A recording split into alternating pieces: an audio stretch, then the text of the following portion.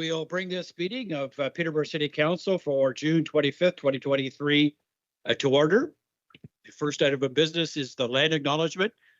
We respectfully acknowledge that, excuse me, that we're on the treaty and traditional territory of the Mississauga Anishinaabe. We offer our gratitude for the First Peoples for their care for and teachings about our earth and our relations. May we honor those teachings. We will now have 30 seconds of silent reflection.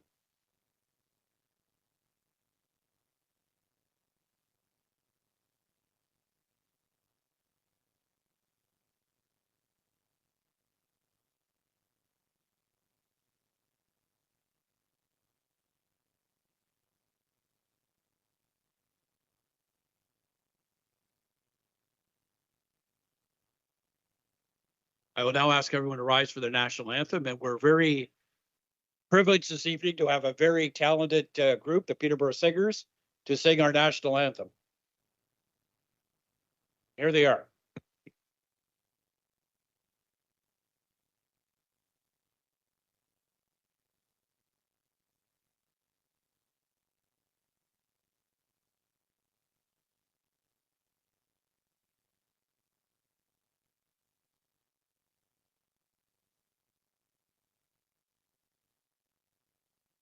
Oh, Canada, our home and native land, through faith and love, in our common, in glowing hearts receiving rights, the true, Lord, strong and free.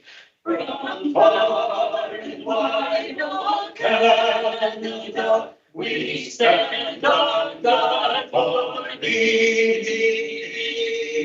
God, keep our land, glorious and free. Oh, oh, we stand on God for thee. Oh, Canada, we stand on God for thee.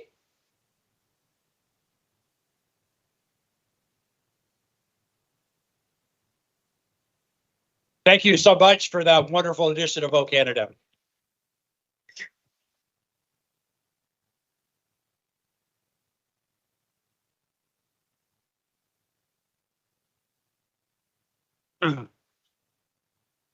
The Council of City of Peterborough recognizes the principles contained in our Constitution and the Canadian Charter of Rights and Freedoms.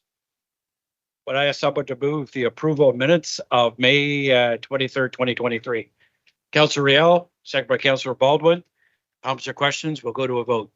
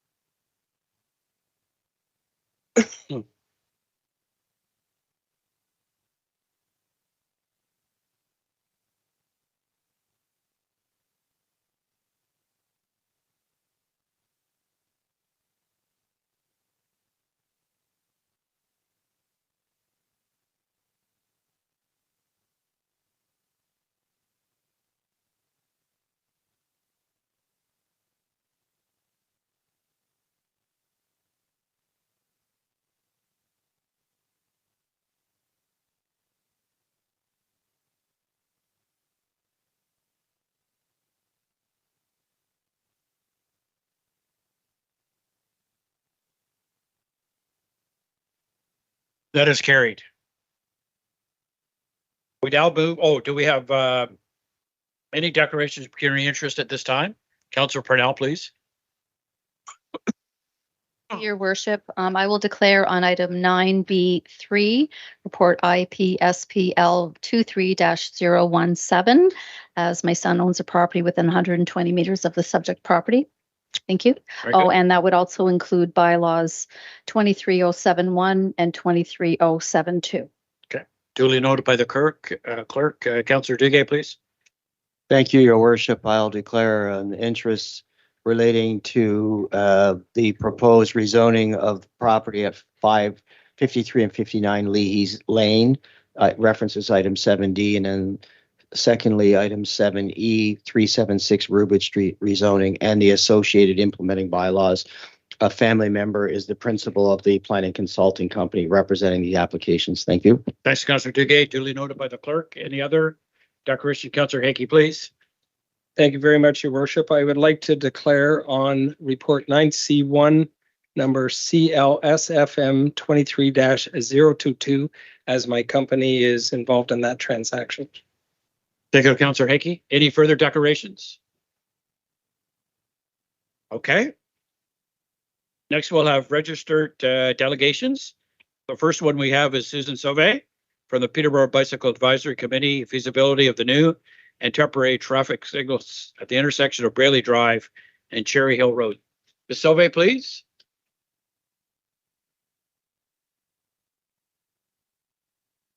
Sauvé, you'll have 5 minutes. And when you get to 4, I'll let you know that you have 1 minute left. I need your name and address for the public record.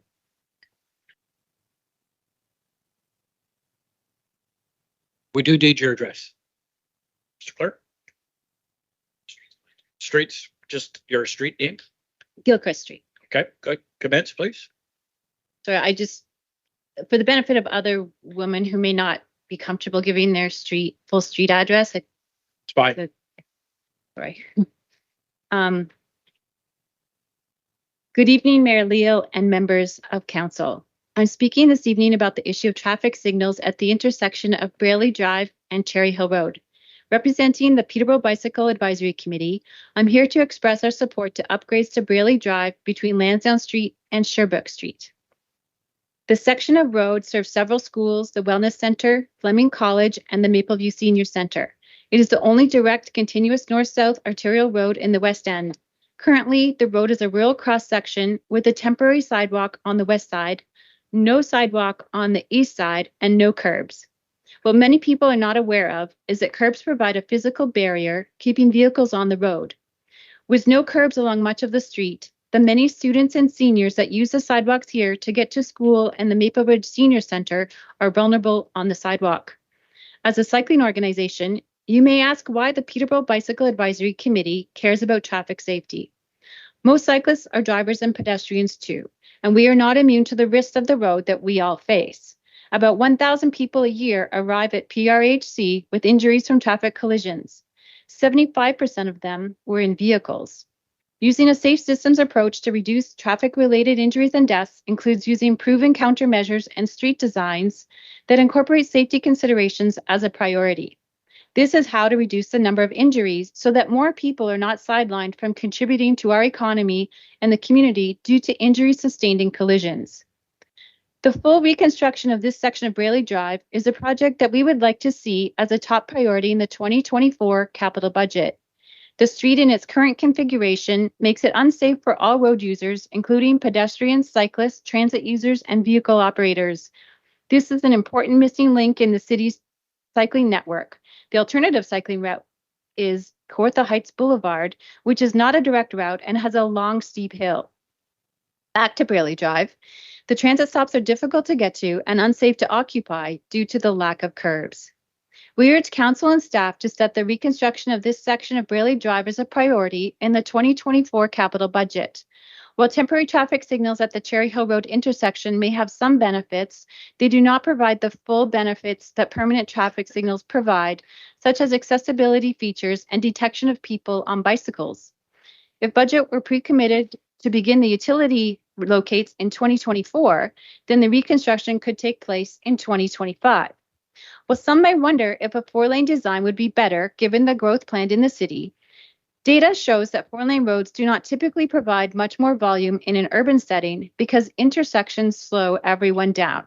In other words, it is the intersection capacity that is the limiting factor, not the number of travel lanes. Instead, in an urban setting, 4-lane roads, which are 5 lanes at intersections, benefit speeders the most and lead to increased collision rates and injuries due to the increased vehicle speeds and lane changes. Capital and operating costs are much higher for 4-lane roads. The design of Braley Drive, as approved following public consultations, is a good one. There are minor tweaks that may improve on the design, but it is satisfactory as approved. Highway 7A is already functioning as an efficient west side road. The speeds are 80 kilometers an hour, which is the speed that people want to travel when going a longer distance, a speed that is deadly in an urban area. The other 2 projects that we see as priorities are also in the West End.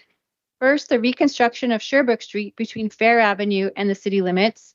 And second, the reallocation of road space on Park Hill Road when it is resurfaced between Wallace Drive and Medical Drive. These 2 are critical links in our community that have significant safety concerns for all road users as they are operating today. The Peterborough Bicycle Advisory Committee is committed to working collaboratively with staff and council. We are enthusiastic about our city and are excited about opportunities to nurture a more prosperous, healthy, and vibrant community with a high quality of life. With the strife in the world today, I'm especially appreciative to have the opportunity to speak to you this evening. Thank you for the time and commitment that each of you make to this community. I would be pleased to provide further clarification or answer any questions that council may have. Thank you, Ms. Sauvé, for a very informed presentation. Councillor Baldwin, I think, has a question. Councillor Baldwin, please. Thanks, Your Worship. And Susan, it's good to see you here at City Council. We're looking at the temporary traffic signals at the intersection of Braley Drive and Cherry Hill Road specifically. So your group is in support of that. Is that correct? We're not opposed to it. It would perhaps have some benefits, but what we'd really like to see is the reconstruction of Braley Drive prioritized in the budget instead. Okay, thank you for the clarification. Thank you, Mayor Leo. Ms. Sauvé, I think there's a number of people around at this chamber is asking our staff to look at the possibility of doing Braley Drive north of Lansdowne in 2024. And another companion project, of course, is Chemung Road. Those 2 projects have been kicked around for far too long, and we need to get on top of it. Sorry, I didn't mean to provide my commentary, but I just want to let you know what we plan to do. Councillor Duguay, please. Thank you, Mayor Leo. Ms. Sauvé, welcome to our council chambers. In your, you referenced 3 projects. The first that you referenced, I believe you said Braley Drive, its physical improvement upgrade from Lansdowne Street West to Sherbrooke Street. Is that correct? Does your advisory committee have any opinion with respect to the road from Sherbrooke Street to Park Hill Road? The cycling master plan and the transportation master plan have guidance about that, but it's not as immediate a concern because there isn't the number of people using that section of road already. The other section is really heavily used by pedestrian cyclist vehicles. Yeah. Thank you very much. Any further questions for Ms. Sauvé? Thank you very much. Thank you. The next, I would ask Madeline Endicott to come forward, please. Speaking about community safety zones around schools. Endicott?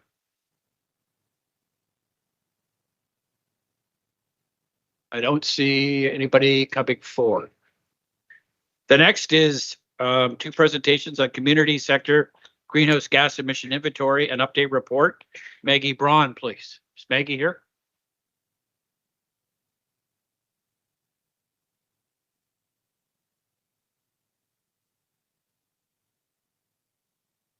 We can have your name and address, and you'll have 5 minutes to make a presentation. My name is Maggie Braun. My address is 713 Rogers Street, Peterborough. Please commence. Great. Having already stated my name, like the majority of the population, I was raised to believe that climate change was a threat to our planet. I took ecosystem management at Sir Sandford Fleming College in Lindsay. In my spare time, I researched the science behind climate change in the hopes that one day I would work for the UN. I found in my research that the doomsday predictions were based on flawed science and stemmed from unelected international organizations. The policies that they are recommending have undermined our rights and our sovereignty. And I would like to give a background on that before I address the reports on your agenda tonight.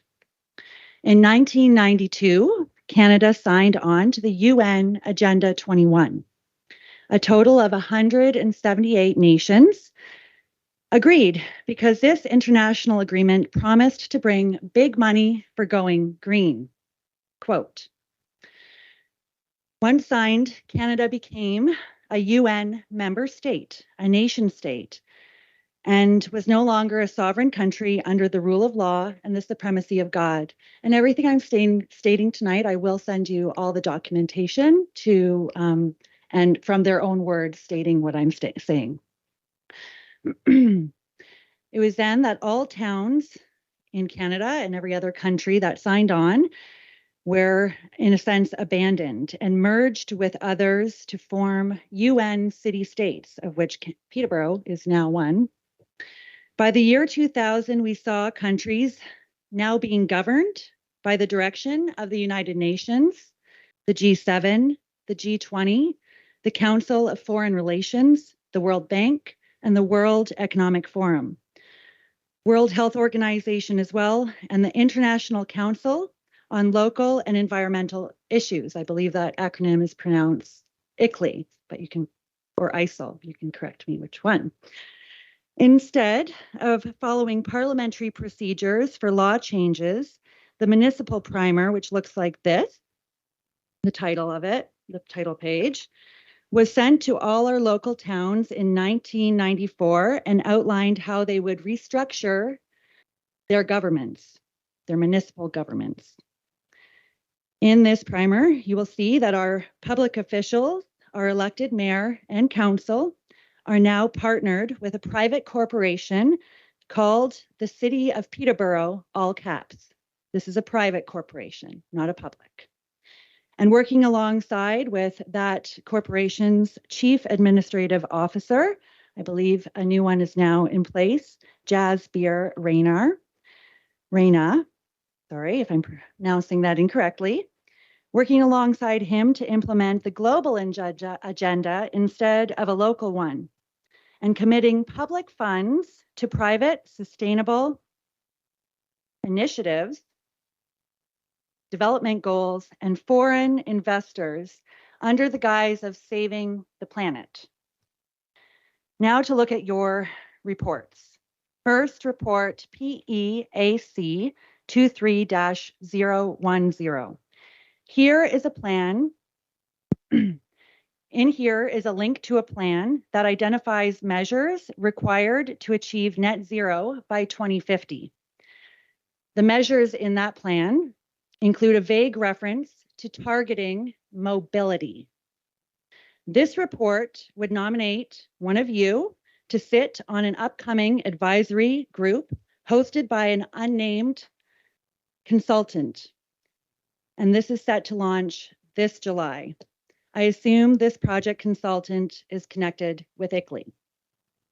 In report PEAC 23002, it states that Peterborough declared a climate emergency in 2019. I would like to know what local event triggered such a declaration and submit to the common sense of Peterborough residents that this was not caused by any local event or catastrophe and is therefore linked to the declaration therefore linked to the UN's global agenda and not the local agenda of the residents of Peterborough. This report states that the city participated in ICLEI Canada's Advancing Adaptation Project and received a grant for $15,000. Big money for going green, and I'm sure that is not the only amount of money that this council has received from ICLEI over the years. Most disturbingly, it states that the recent reductions in greenhouse gas emissions were primarily the result of the COVID-19 pandemic and how it modified our travel patterns. This is repeated again in report PEAC 23-009. When you put this together with the previous statement about targeting mobility, the question of whether the sacred mobility rights of the residents of Peterborough are at stake.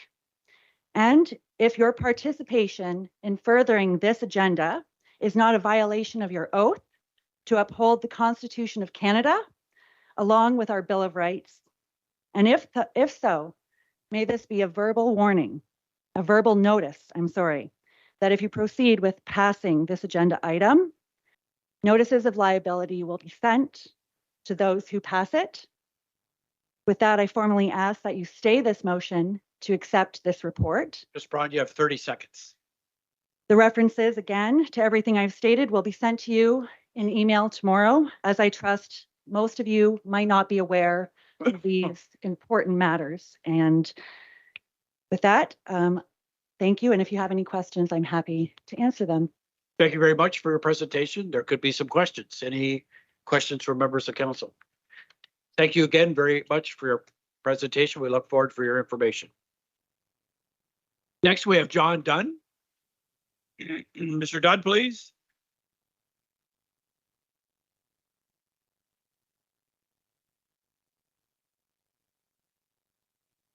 Welcome, Mr. Dunn. If we could have your name and address and 5 minutes to present.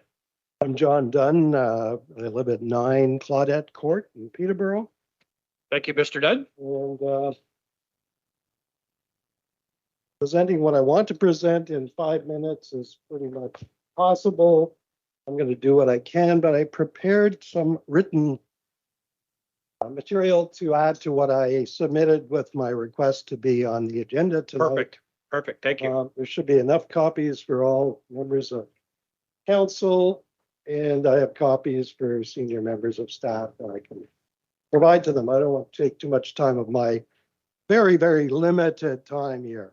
I'm trying to tackle a huge issue, and I'm trying to persuade this council, or some members of you at least, that there are good reasons to pause council's actions towards implementing various actions and policies to allegedly limit climate change, ameliorate the future climate of the planet. People like myself who ask these types of questions are typically called climate change deniers. I don't deny climate change, and none of the people that I rely on or the information that I'm presenting deny climate change. In fact, climate change is continuous and enormous. And all of us should know, if we took our high school geography, that this place where we're standing today was under 1.5 miles of ice 10, 12,000 years ago. And that ice receded and went away. That ice went down through New York State and into Pennsylvania, but it receded. And it receded thousands of years ago when there was no coal-fired power plants, there were no SUVs, there was nobody heating their homes with oil and natural gas. In fact, climate geologists who know the history of the multi-billion years of the planet, I think it's something like 4.6 billion years, tell us that there were 6 great glaciations in the history of this planet. And in a couple of the ones that happened hundreds of millions of years ago, the entire globe was covered in ice, including the tropics, top to bottom, all ice. And those glaciations receded and went away. And in fact, they went away in a couple of instances to the point for millions of years, Antarctica and the Arctic were ice-free.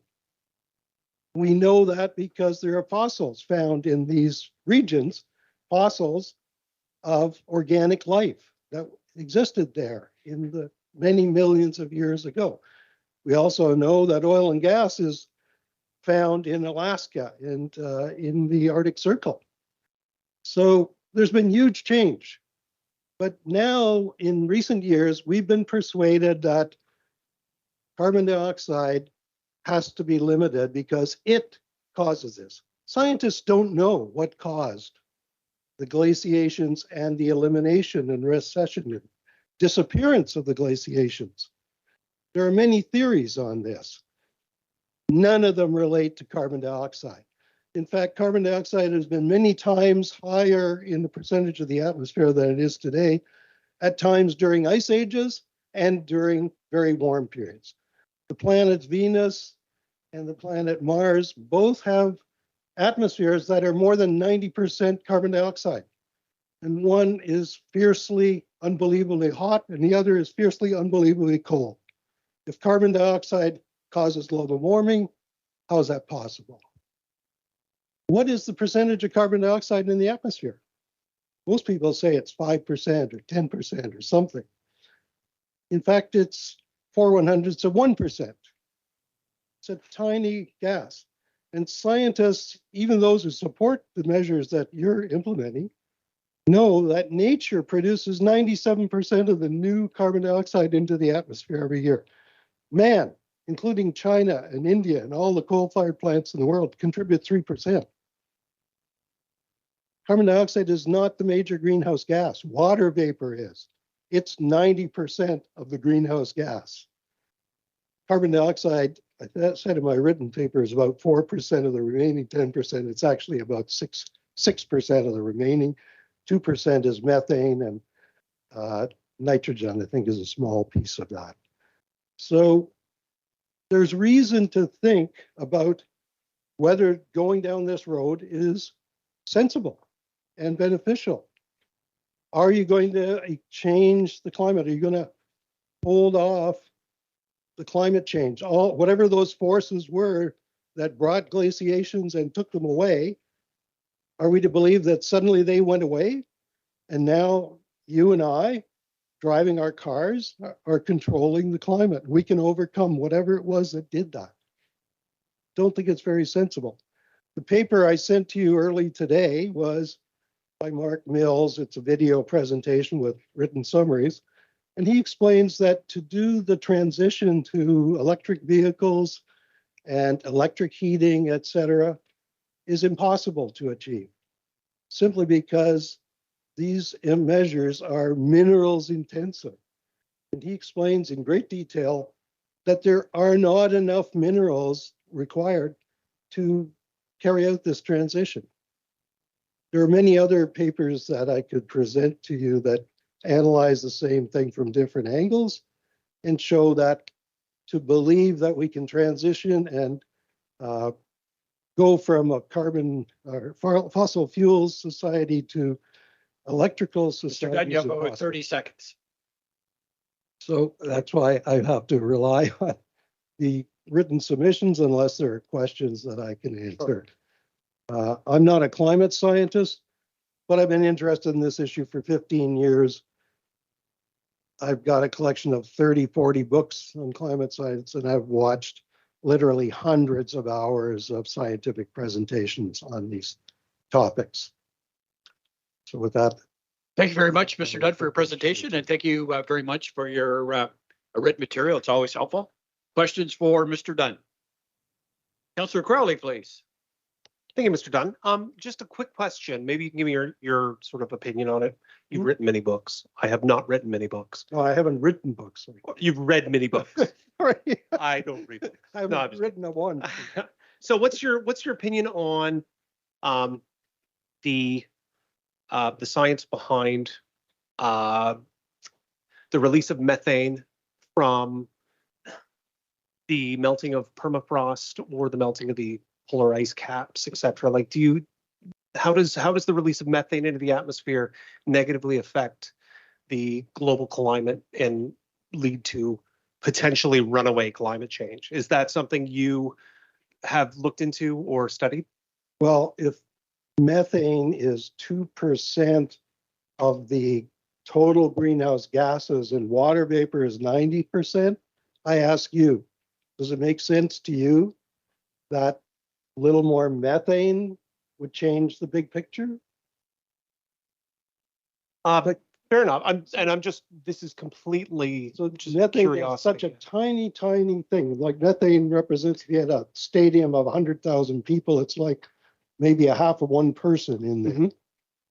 So there's a significant amount of methane in the ground melted in the permafrost around the world. Is there not? And what you're saying is the release of all of that would add an insignificant amount of But the methane. whole theory to the is that atmosphere? that methane is a greenhouse gas and somewhere is going to trap heat Mhm. on the planet and cause harmful global warming.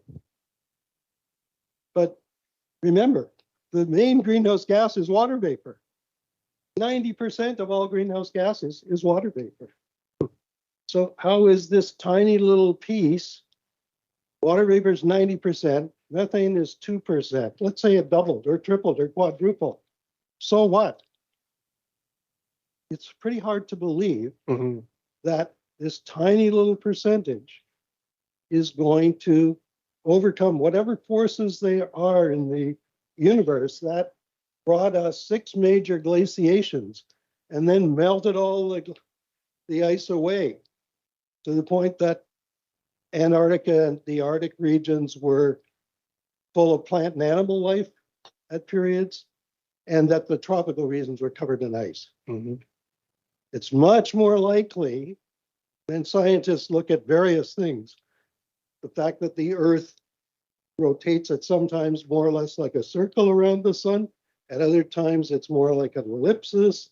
The tilt of the Earth changes over time. Sunspot activity changes in the sun. We're going into a cool period right now. We're at the end of a warm period, near the end. We've had glaciations every 10 to 20,000 years. We are at the 11,000 year mark now since the last one. Much more likely we're going to go cool than hot.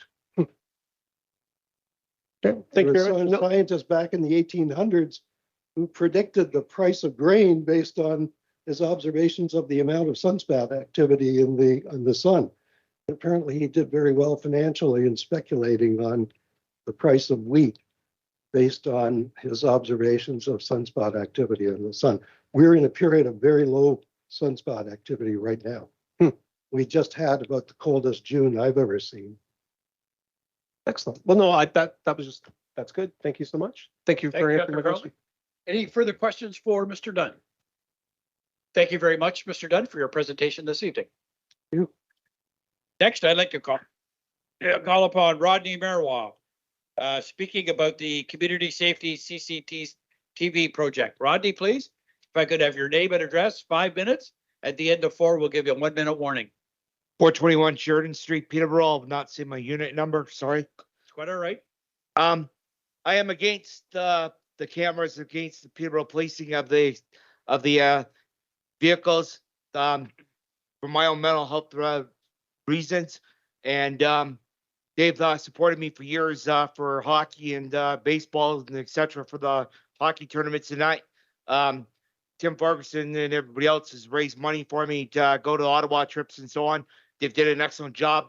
I'm not turning their service down, but due to my mental health issues and other people's mental health issues and so on, I'm not supporting it. And I have literally seen a lot of people trying to commit suicide off of the bridge on Hunter Street, and I've seen the police there several times, and I've seen these people that are literally emotionally suicidal and stuff saying, "Do not record me," and this and that. And I'm one of the persons that is suicidal, depression, and epileptic, and whatever else. And if I'm going through a depression and so on, I don't want my stuff released to the public. And that's exactly what they're doing. That's what I was told that they're doing 24/7 on their cameras, and they're to see on how these people are interacting with the police. Well, there's different ways of interaction. So I've asked Stu Bretts of what you mean by the interactions. I didn't get an answer, so I just said to him that I was going to decline that the cameras be put in these vehicles, and they were talking about body cams a while ago. That wasn't approved, so I told them the same thing. If they have the body cams and I'm being recorded of an incident that I seen, I don't want my information being released to the public. because I could get hurt dead seriously. Like one roof there one day, the guy says, "Oh, if we find out who this person was, they called the police. Well, we're gonna punch him out." Well, the cops came to me privately and asked me if I called. I said, "Yeah, I did," and because the guy literally was trying to harm himself. Well, I could have gotten shot because of what I did.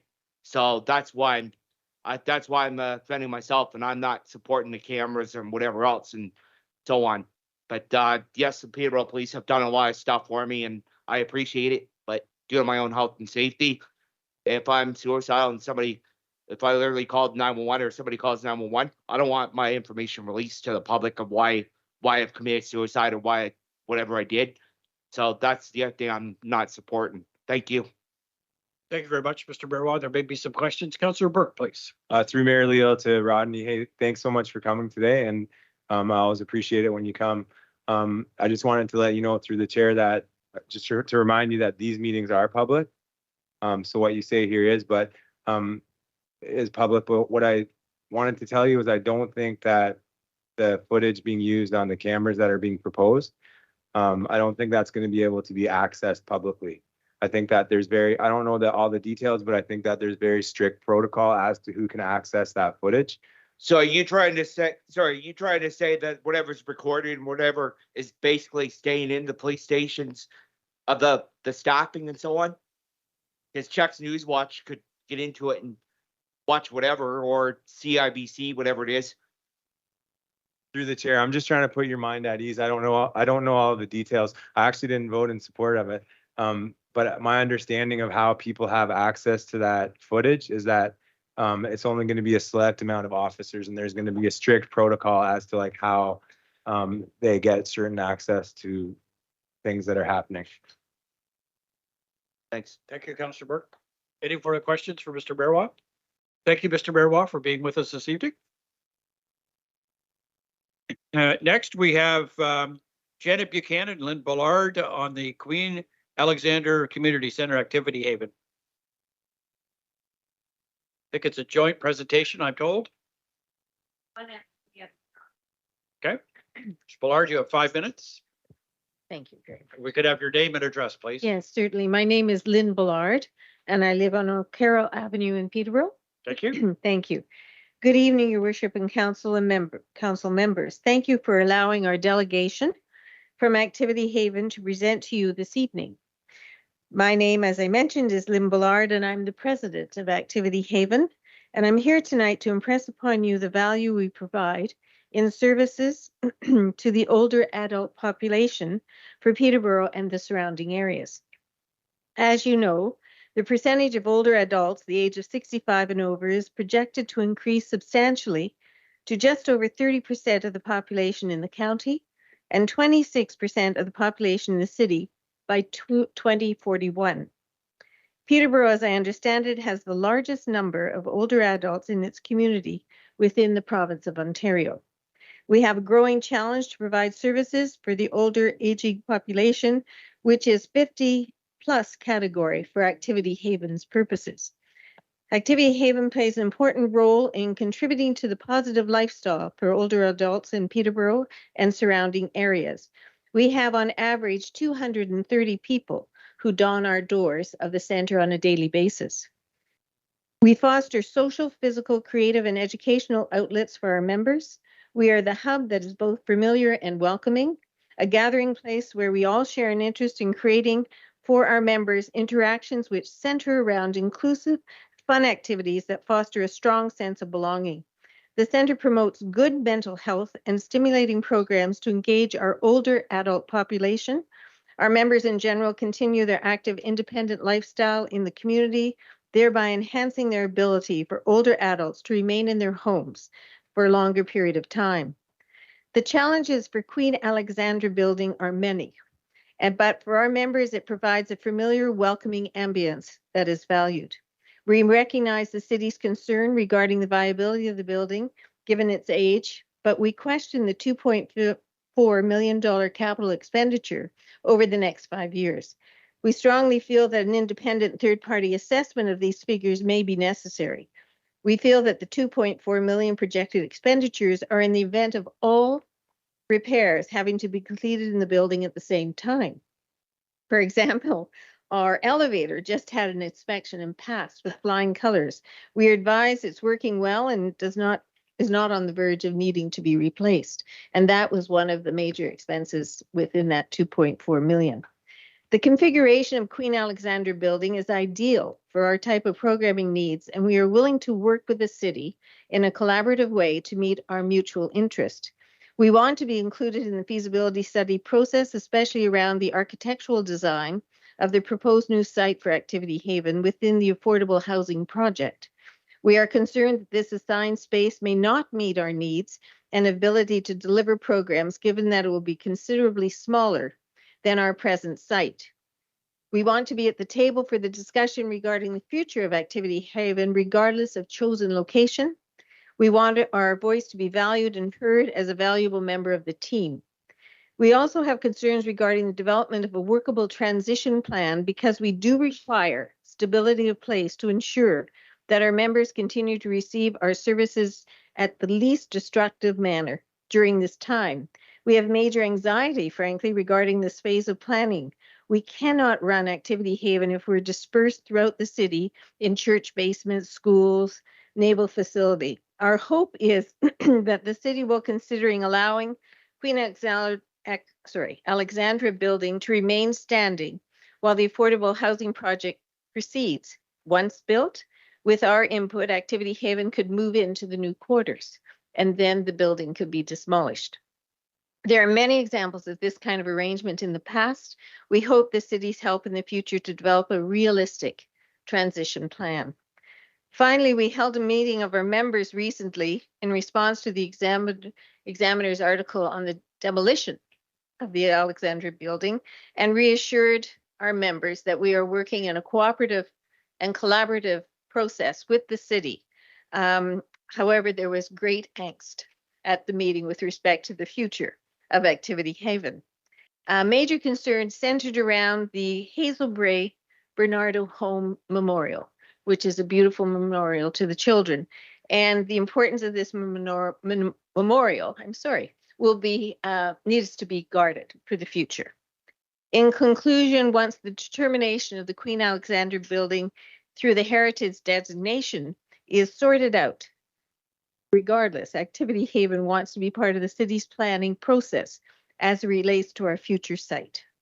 So that's sort of in conclusion, and I appreciate your time. And I will ask Janet Buchanan, our Executive Director, to present to you on behalf of our staff and members. Ms. Ballard, there may be some questions before you go. Okay.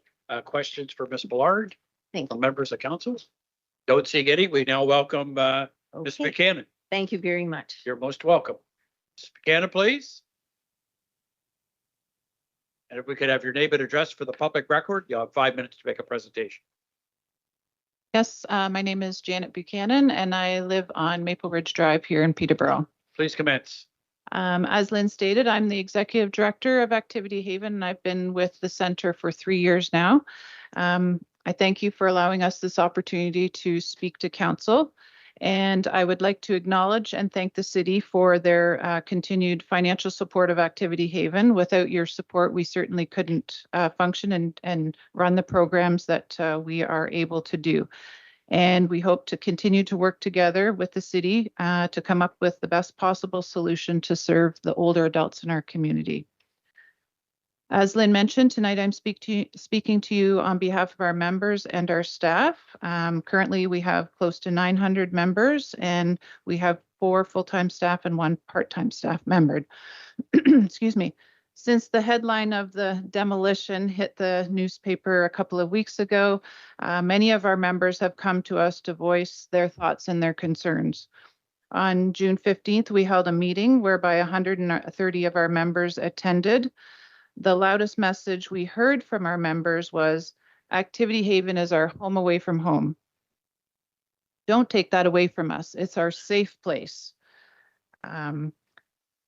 Another said, becoming a member of Activity Haven is probably one of the best choices I've made over the past 20 years. My improved mental health and physical health is proof of that. Activity Haven really does have a sense of community and a sense of belonging. We have worked hard since the end of COVID to create that space for our members that is very much needed. We are building great momentum to return our membership numbers back to pre-COVID numbers, which was 1,200. And as I said, we're currently around 900. During the month of April, on average, we had 230 members coming through our doors each day. We hope to keep that momentum going. Members are concerned about our future. Many are hopeful we can stay where we are. Our members take various forms of transportation to get to Activity Haven. Some come by bus, some come by handy transit, taxi, driving Miss Daisy, and other forms. Some come to spend the day. They may come to exercise class in the morning, meet a friend and have lunch together, and then stay and play cards in the afternoon. Members are concerned that if we are located to various places throughout the city, they'll have to make a choice of one activity because they won't be able to get transportation to the various locations. And it might mean them only participating in one program as opposed to being somewhere for the whole entire day. We're hopeful that if a new build is decided upon during the transition stage, we can remain where we are so that there's very little disruption to our day-to-day operations. Or if we do have to go to another building, that perhaps it will be able to accommodate our current needs in one space. Staffing is also a concern because there is so few of us. If we are located to various places throughout the city, then it would be difficult for us to provide the service that we do to our members. One member asked at the meeting, is one floor going to be enough for Activity Haven in a new building? They said, we want to continue to grow. How can we do that with limited space? Another member said, why should a 130-year-old building be considered old? Buildings in the UK and Europe are hundreds of years old and still in use. Keeping in mind that person was probably about 90 that said that. We've also had lots of phone calls, as Lynn mentioned, about the Hazel Bray Bernardo Memorial. These are all very valid points that need to be taken into consideration. It's our hope that going forward, we continue to work together and play an important role in decisions and discussions that are made and continue to provide that home away from home for our members. Ms. McCann, you have about 30 seconds. Good, I'm done. Perfect. Thank you. Thank you for an informative presentation. Any questions for Ms. Buchanan? No questions? Thank you again for your presentation. The next item is delegations on our major sport and event center study project update. I'd like to welcome Catherine Blastora, the Art Gallery of Peterborough Board President.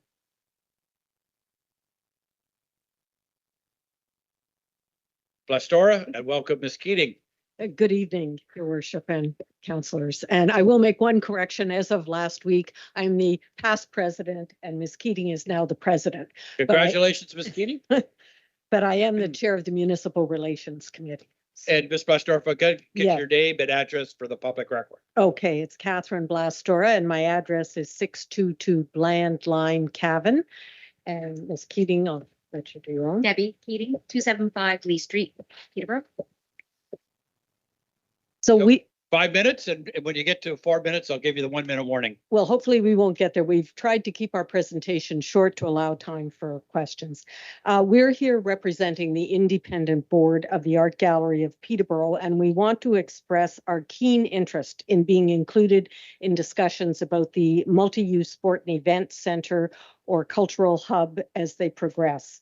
We're a vital part of the city's culture, and we have much to contribute to its future development, including resources of recently completed studies. For some time, the AGP has worked with the city to consider future solutions for the gallery.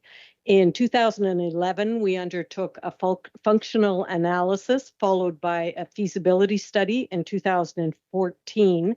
Both these studies were undertaken in partnership with the City of Peterborough with reports made to council. Those reports were presented together to Committee of the Whole on September 22nd, 2014. The feasibility study was updated in 2020 and was slated for presentation to council at the March meeting when the pandemic hit. So that didn't happen, unfortunately. Plans from these studies include an expanded studio and event space to better support revenue generation so the gallery can better sustain our operations and serve the community. The Art Gallery of Peterborough will celebrate its 50th anniversary in 2024, and we welcome the opportunity to participate in and contribute to these discussions on the future of Peterborough's cultural and entertainment infrastructure as you move forward. We see this as a wonderful opportunity for all of us to work together as we consider the next 50 years. And I'd be happy to try and answer any questions you may have. Ms. Mossari, I just want to thank you. A nice red binder arrived in my office this morning with detailed information. And on a personal level, I want to just thank you and your colleagues, the warm hospitality shown towards me when I made a visit to an event a couple of weeks ago with Councillors Burke and La Chica. It was very, very nice.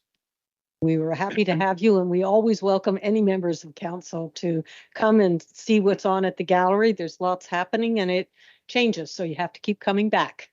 Questions for Ms. Blastora? Councillor Baldwin. Thanks, Your Worship. Catherine, just the questions about the vision that the Art Gallery Board might have. Are you looking at perhaps having a facility in a potential new structure or adjacent to an entertainment district, let's say? Well, I will say that the feasibility study that was undertaken looked at renovating or augmenting the existing structure or a new build. And the cost of doing the latter at that time was actually less. It's often more expensive to try and rebuild something. As you know, the existing gallery was started as a house, which was then augmented. And so it's kind of been built onto already, and it's of an age now where there would be a lot of work to do. So I think at this point, of course, additional work could be done, but I think. Yeah, thanks. Just regarding the location, there is some opportunity that current space, and we would say the space around it and the present square footage is adjacent to the area that's being discussed for the multi-sport and entertainment center. So it would be maybe extending the cultural loop of a hub that would be created in that. So that's part of what we're suggesting today, is that it be slightly extended to include this space. Certainly, I think the consensus was at the time the studies were done that the people of Peterborough like the gallery where it is. And there's a lot to be said for having it there, especially now with the discussions about extending that cultural hub and expanding the downtown area south. I think it makes sense. It's a beautiful location. It's an opportunity to add another jewel to our waterfront. We have the new canoe museum. It would fit in nicely there. And there are opportunities to build, if not on the same footprint, adjacent. There is city-owned property there, and with what's being looked at, I think in terms of the development, there's opportunity there, and we just want to be there to participate. Councillor Duguay, please. Thank you, Mayor Leo. Ms. Blastora, you referenced the 2020 feasibility study.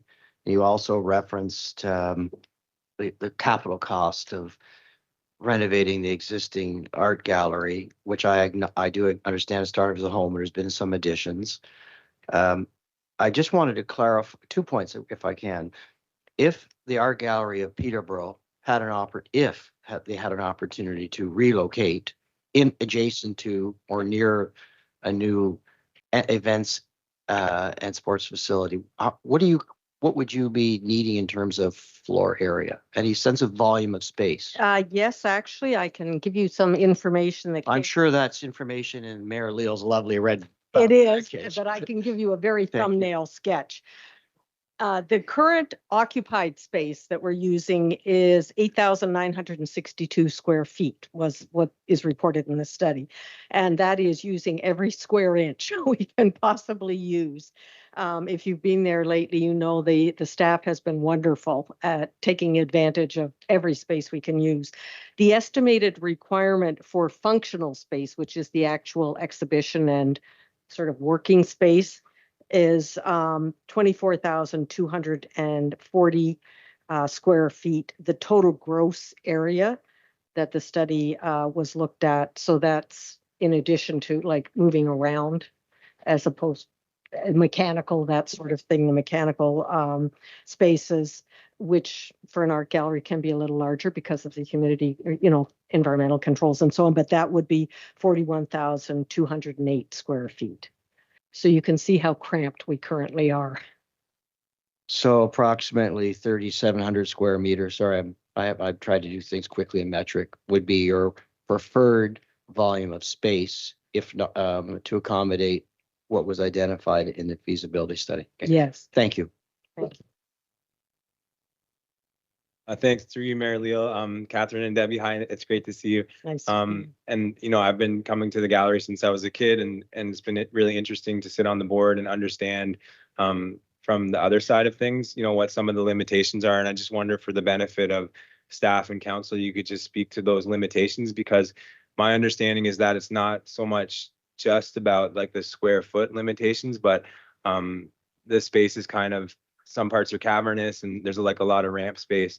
And so can you speak to, please, to some of those limitations and some of the opportunities that the gallery is having to turn down on a regular basis? Okay, certainly one of the challenges we face, we do have a large main gallery, which has height and so on. That's great for some exhibitions, but it's challenging because it is limited square footage. The other exhibition space we really have is the ramp. That was part of the construction solution, if you will, when the gallery was expanded. And it's great to have it, but it's not ideal for exhibition space. You can't get well back from the art pieces. It's not really suited for sculptures or other types of art pieces, installation works, and the grade is not really great. It was built at a time when the accessibility limitations were not what they are now, and there's no real opportunity for someone with a walker or a wheelchair to have those pauses, as it's a fairly steep grade and there's no real resting points that are effective. In fact, if you kind of stopped with a walker, you might roll backwards. So it's not really terribly safe. I don't think it would meet or does meet current standards. And speaking to the second part of your question, Councillor Burke, through the chair, we are missing opportunities every day to contribute to our own revenue. We don't have any space that we can use for events, like to rent out for meetings or weddings. My own niece was married at the art gallery in Oshawa, and that was fabulous. We can't do anything like that. And we're right on the park. I mean, it's a gorgeous location. We just don't physically have any space. We have a gift shop that expanded into the room the board used to meet on. And during the pandemic, we've been meeting over Zoom. We didn't miss a beat. Actually, we didn't miss a meeting, but we really are challenged to get back together because we don't have a room that's really meant to meet in. To have camps, we have summer camps and March break camps and so on for the children, but we are limited in the numbers we can take and the activities they can do, because we only have one studio space upstairs with a small print room off that. And that's really all the space we have to do anything we want to do. We aren't really able to do adult classes right now because we don't have any space for that. So, Ms. Keating, yeah, and that gives you a flavor. There are lots of other opportunities. We could do more educational programming, lectures, and so on. We just don't have anywhere to do it. As I go to a couple events a year at the AGO, and it would be really great to see an event space at the gallery. And as an artist on council who's shown across, North America and Europe, I've never seen an exhibition space like the ramp before. Yeah. It's definitely one of a kind. So The ramp is challenging. It was a best use at the time that it was built, I think. But we are missing opportunities for the community as well. I will just add that it's the art gallery. One of its roles and our main objective is to be a gathering space for the community. And the exhibition we have on right now is a wonderful opportunity for people to come and discuss difficult issues. But without somewhere for people to do that, it's a challenge. So thank you. Thank you very much. Thank you. And if you have any other questions, please, we're there to answer them. Thank you.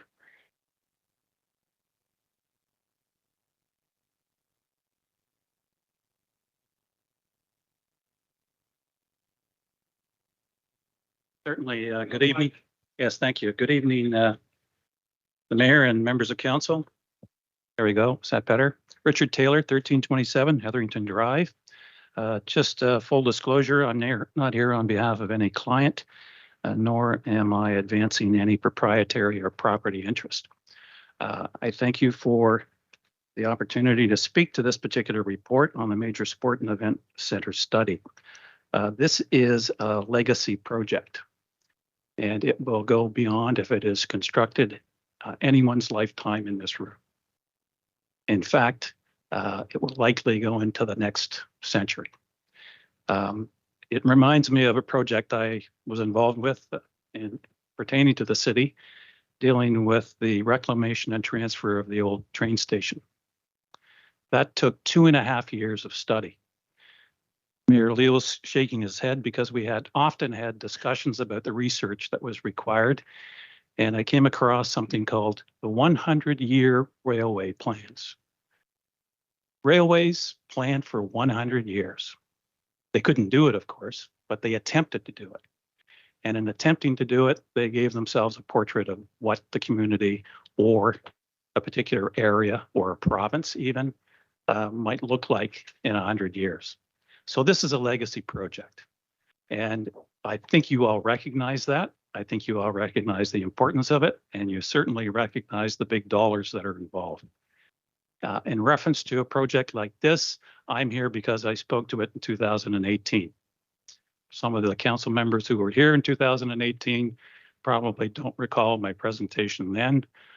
You're forgiven. It wasn't memorable, but I did express some anxiety with the parameters of the study. And I'm here again because I've read your report, and I don't think the parameters of the study should be undertaken as you advance them. I'll give you the specifics. The fundamental factors in terms of a study like this, and even the project itself, if it should ever go forward, have to have transparency, accountability, public engagement, and the project, whether it be the study or the construction itself, has to be efficient and proficient. And they're all interrelated.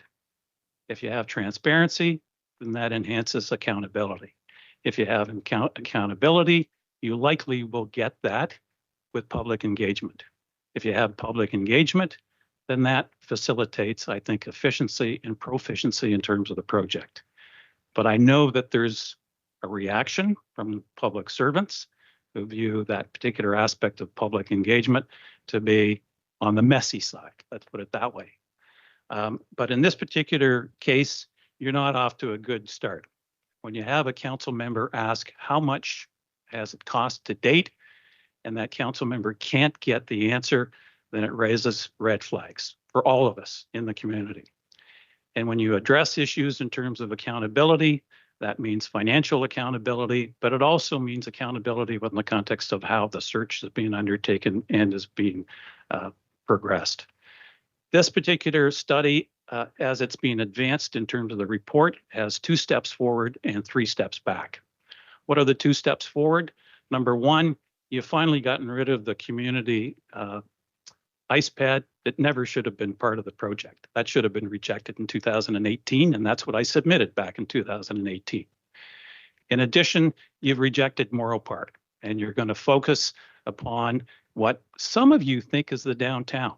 But that's not what the recommendation states. The recommendation states that you're going to look at the central area as outlined in a specific schedule of your official plan. That goes generally, includes Morrow Park, that goes generally north of Lansdowne and east of Park Street, south of Park Hill, follows the river, and it does include Ashburnham. It includes more than what you perceive to be the downtown. There's another schedule in your official plan that actually identifies the urban area of what you might think is the downtown. But you're approving of a specific recommendation with a much broader area than some of you might anticipate in terms of your actual recommendation. But that's not the problem. The problem relates back to the presentation I made in 2018.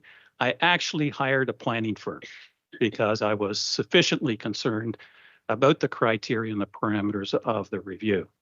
I hired a planning firm to advance at least consideration of land assemblies. I put together a proposal, and that proposal I said should at least be on the long list, if it's not on the short list in terms of locations. That particular location, just as an aside, and I'm not advancing it as the preferred location, but just as an aside, was on the west side of Aylmer Street. It included the General Electric office lot that is presently still up for sale. It included all the way over to the TUI facility, the entire block in essence. And it included the Bethune Street road allowance. It represented an area of 17,600 square meters, far more than what you would need to accommodate not the community ice pad with the arena, but just with the arena and parking. And parking was an essential component in the context of the concept plan that was then advanced. At that time, I was told a number of things. Number one, there's nothing in your study that allows for the consideration of land assemblies. That's number one. And that still appears to be the case. You're not looking at land assemblies. You're looking at one-off parcels. That seems to be the location criteria. And that limits your search drastically from the standpoint of how you're going to assess matters. Number two, you're considering in terms of this report, what you need is a facility, an arena that would at least have about 5,800 seats. The building floor area is shown as 155,000 square feet, which could be on some multiple levels. The question then arose in terms of me dealing with that planning firm, what was the minimum lot area required for that particular facility? To this day, you still don't have that answer. You do not know the minimum lot area. How can you do a search without knowing the minimum lot area of what you need? You've got the parameters, 5,800 seats, 155,000 square feet, but you don't know the minimum lot area. How can you do a search? At that time, I raised issues about you've got sites with a high probability of environmental contamination. You've got sites with a high probability of geotechnical problems. Those all have cost consequences. And of course, you need to be budgetary conscious. You particularly need to be budgetary conscious in reference to this project. The second component is parking. Hate to raise it, but parking is important. And you may recall, and some people seem to have amnesia, that the Peterborough Petes and the Lakers came forward with a project for Morrow Park. They came forward with a project. They were shot down, big time shot down, on the basis of parking. 3,000 parking spaces. That killed that particular project as advanced by the Petes and the Lakers. You can't tell me that parking isn't an issue, but there's been no consensus on parking. None in terms of the study to date. And there still isn't a consensus on parking. You've got an existing facility that's 67 years old. You know your seating capacity, you know your demand, you know how many parking spots you can accommodate now. You're doing quite well, I think, with that facility. And you can do extrapolations, you can do calculations in terms of your parking need. Don't just rely upon that as a measurable indicator. Go to other facilities, but you have to address parking. Are you going to have parking or not? There seems to be a disconnect between some comments made by some council members as to what you might want as opposed to what you might need. What you might want is a Meridian style complex, like they have in St. Catharines.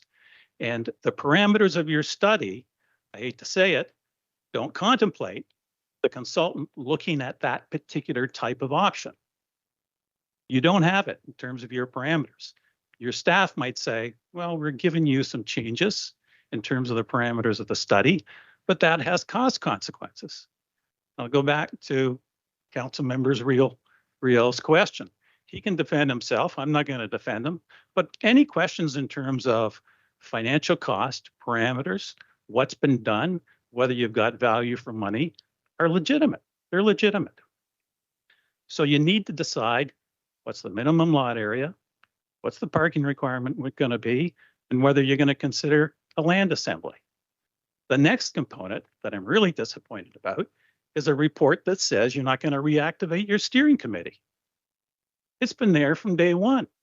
It's the connection. It's my connection with what's going on. I'll be quite candid. And I'm really disappointed that you wouldn't pick up on that particular aspect of the report and reactivate that steering committee. So from the standpoint of moving forward, I would, if I was sitting in your seat, say, look, we need commentary from that steering committee. We need to look at the parameters of this. What's the scope of what we're looking at? What we need from a minimum perspective, not bare bones, but minimum, and what we might want in terms of a Meridian complex. So in going forward, I think you need to have some type of pause and a reflection in terms of dealing with it. Now, the elimination of your community ice pad as a component, I think, is prudent. There was a comment in your report that it arose because of reduced levels of service arising from the finalization and construction of the twin pad. That's factually correct, but it ignores the next question. Northcrest Arena is gone, folks. There's a void. There's a general consensus. You still need more arenas. And I would encourage you, because you have a track history of taking some time in reference to these studies, create the task force today. Ask Selwyn to join you. Ask the County of Peterborough to join you. Look along the Chemong Road corridor and find a site. Find a site that's in partnership with Selwyn and the county. That will save you costs. And I think you're going to find a partner. I think you're going to find a partner along that particular corridor for potentially another twin pad. But you can't ignore the issue, right? I mean, if you're going to eliminate that, you've got to address it. And I would encourage you to start now. Subject to any questions? Yeah, thanks, Your Worship. And Richard, thanks for being here. I would concur with a lot of what you said in terms of we do need into the future more arena facilities, and they can be done at a lot lesser cost than adding the single pad onto the new structure.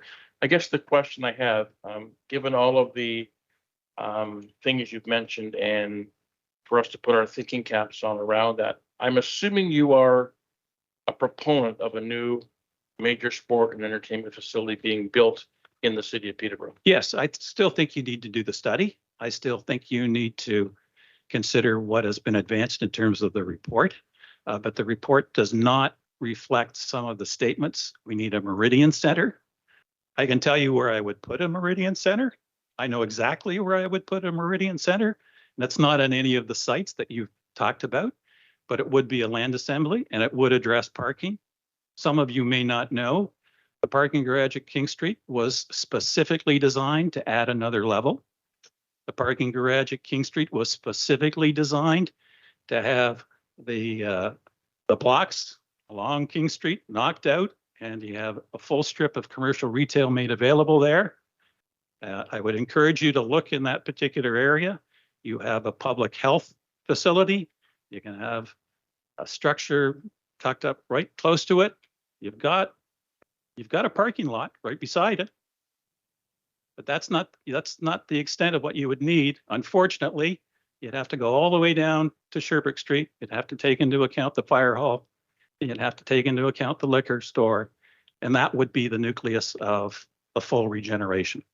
And when you're talking to the landowner about the parking lot, you can talk to them about the regeneration and potential redevelopment for another facility that they own on Charlotte Street. If you eliminate that and redevelop it, you can eliminate their parking lot at the back. You can eliminate the balance of Louis Street, and you can have a really nice redevelopment right beside your new urban park. That's just my view if I was looking at a Meridian type complex. But that's just my view.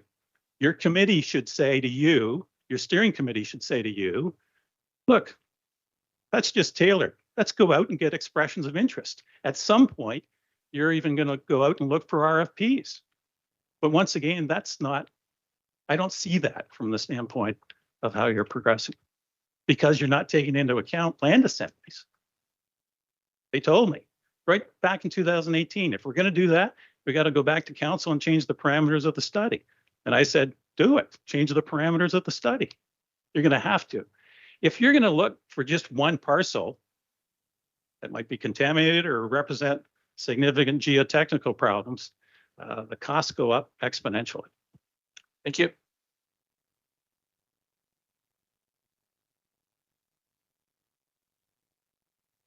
Through the chair to Mr. Taylor, and thank you very much for being here tonight.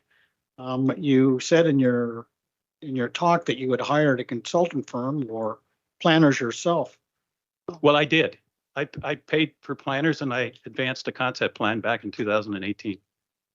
I guess part of when I was talking last week about this, not only the cost, when is the ideal time to do this? Because again, we have a myriad of plans sitting on a shelf, gathering dust that we've spent hundreds of thousands of dollars that we'll never see in life.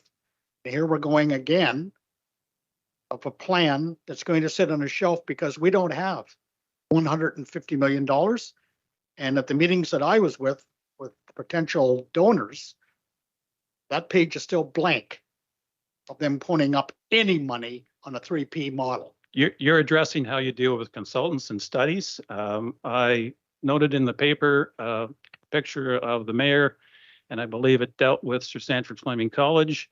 And the picture was of interest because I noted one of the statements was utilize students and their ideas and their talents and their abilities.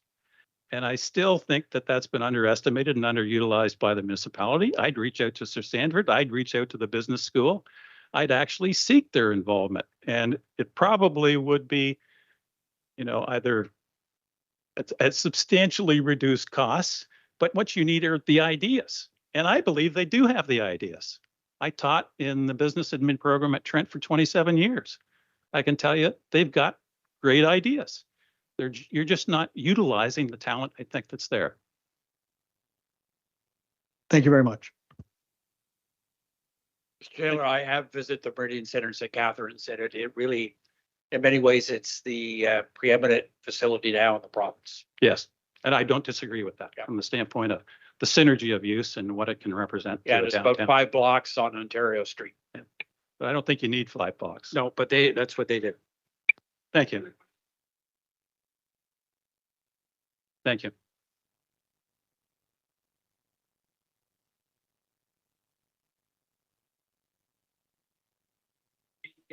Next item that we're dealing with on the agenda, are consent item. A report said by motion. Anybody going to speak to 9A1? 9A1. 9B1. 9B. 9.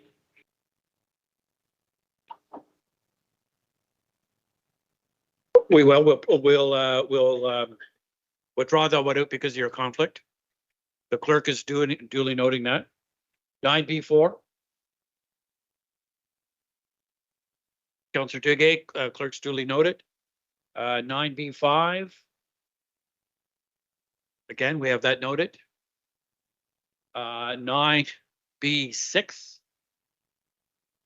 9B7. 9B8. 9B9, 9B10, 9C1. Okay. 9C2, 9C3, 9C4, 9C5, 9C5, 6. Okay, thank you. 9C7, 9C8. Councillor Chica. 9C9, 9C10, 9D1,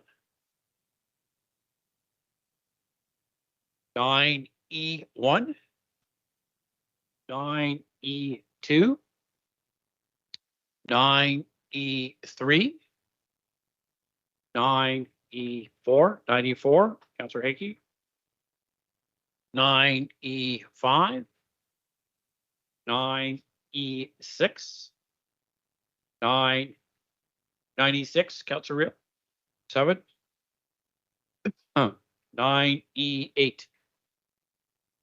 So, Mr. Clerk, let's just go through those to make sure we have them all. Thanks, Your Worship. I believe the items that are not intended to be on consent this evening are as follows: 9B3. Yes. 9B4. Yes. 9B5. 9C1. 9C6.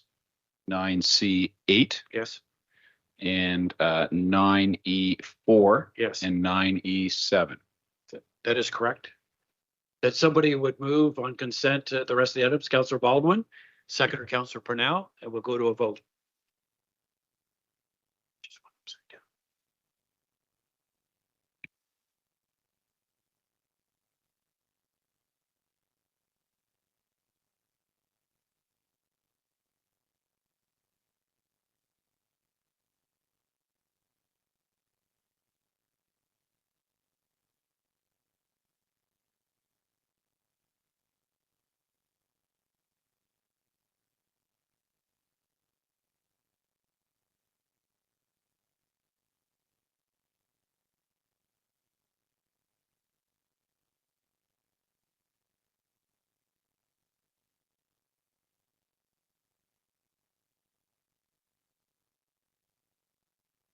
Now the worship is a yes.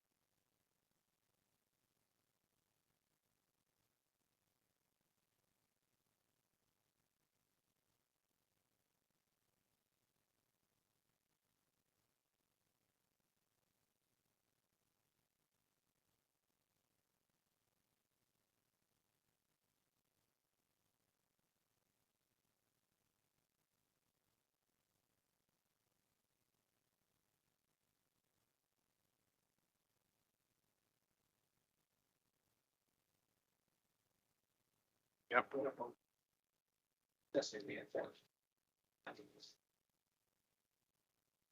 We'll now go to nine B three, which is the official plan and zoning amendment for 550 Braidwood Avenue. Sure. Comments or questions on that? Councillor Purnell declared a conflict, so any comments on that? Oh, so we'll go to a vote. I can't vote with this, so. Just need a second. Okay. Councillor Beamer, Councillor Hickey.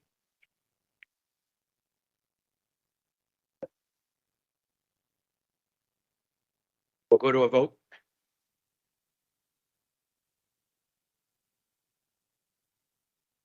Natalie, I'm a yes.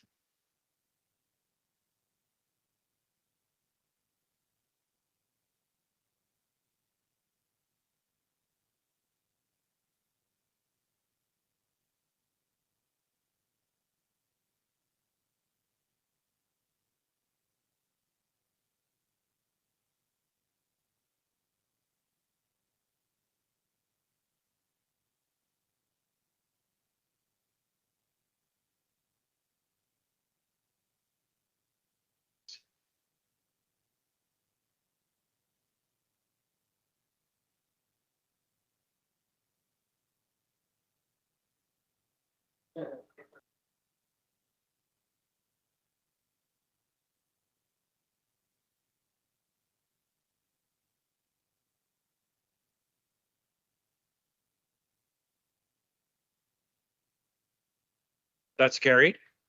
Mr. Clerk, what's the next item? 9B4, your worship. 9B4. So if I move 9B4, that they want to have a discussion. That's Okay. a conflict of interest. Somebody like to move that 9B4? Councillor Hagan, Councillor Baldwin? Comments or questions? We'll go to a vote.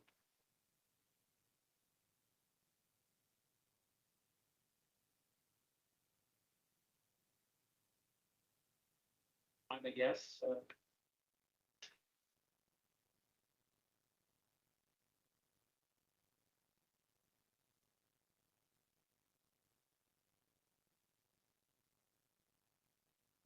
And that's carried. We're just going to take a quick 2-minute recess to see if we can solve a technical issue here.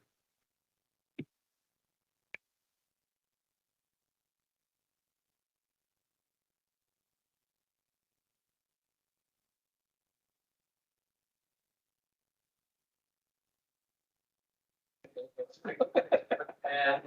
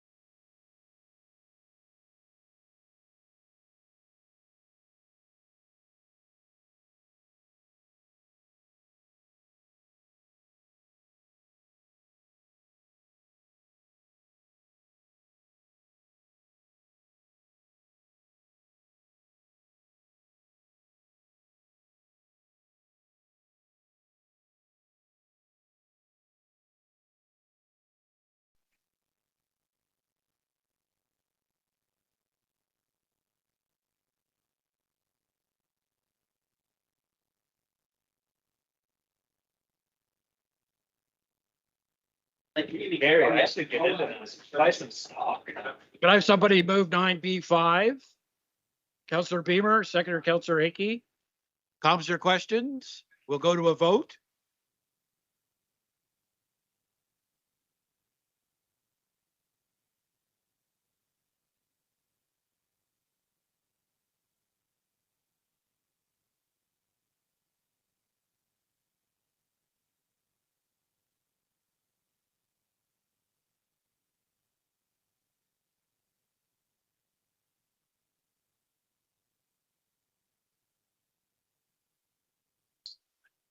That's it, Counselor. That's the point, right? What's going on here? It was, yeah.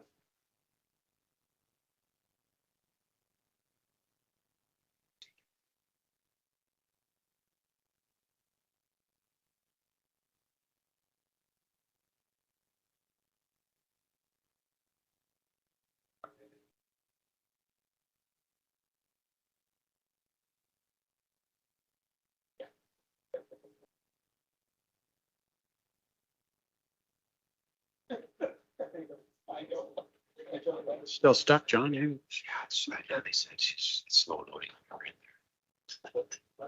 Circle.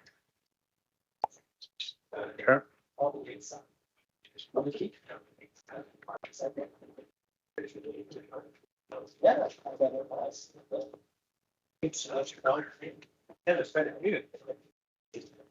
I'd like to, we need to get those sent. Yeah.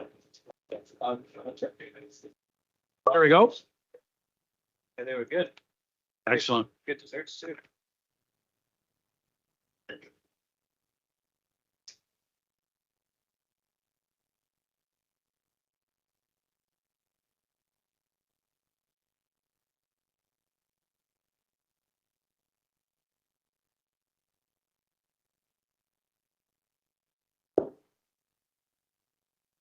And that's carried. The next item we'll go to is 9C1. Counselor Hickey has declared a conflict of interest in that. That's the facility review. Someone like to move that? Counselor Baldwin, Counselor Burke, further comments or questions? We'll go to a vote.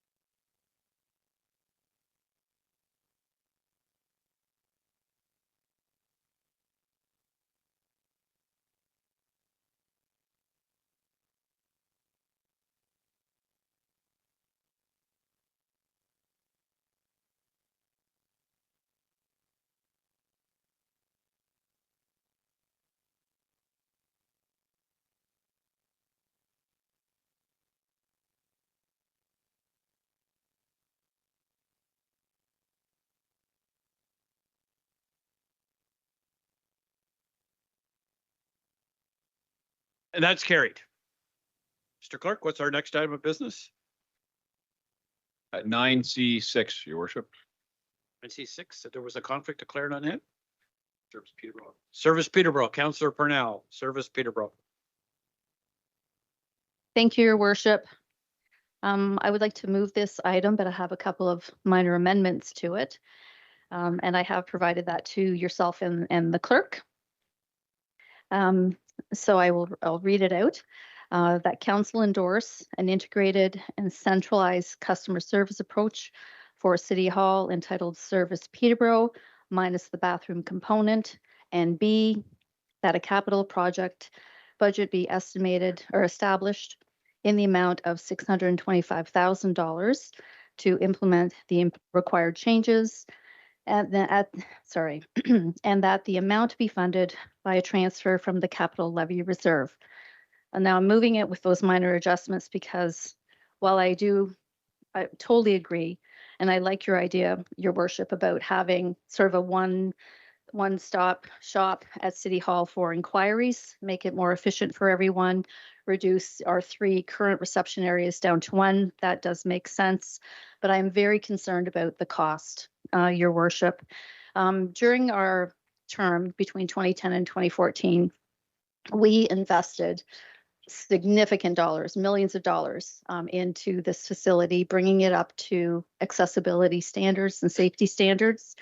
And to add another even $625,000 seems like a lot. And we have spent money in between as well during COVID, but also putting the glass around the reception area and the clerk's office and the finance office. All of those things have indeed added to the cost of. Councillor Brennan, I don't mean to interrupt. Do you have a seconder for this? Do I have a seconder? Yes. The clerk just reminded Councillor Crawley. Yes. Okay, go ahead. Sorry, didn't mean to interrupt. Yeah, no problem. Thank you very much. So that is the only thing that's really bothering me, that we have spent all of this money, and to add another $35,000 just in capital is, and we don't, and I really hesitate to have confidence in $35,000 as the true capital cost of this. Plus, there will be significant operating costs. Even though I suspect, well, I do understand, I believe that, Service Peterborough is going to pass, I am concerned that's another $625,000 out of our capital levy reserve. Our reserves aren't great. So that is my main concern with this. But I appreciate the idea of Service Peterborough. I just hope that staff can bring this project in under budget with a max of the 625. Thank you. Any further speakers on this? Councillor Hickey, please. Thank you very much, Your Worship. I'm going to support the amendment for the same reason as the cost. We had a brief introduction to the new budget going forward, and I know, or I shouldn't say I know, I suspect every councillor has heard from the public already about the tax increase. Just to keep the status quo at 5.8, they are not happy. It's going to involve some cuts, definitely.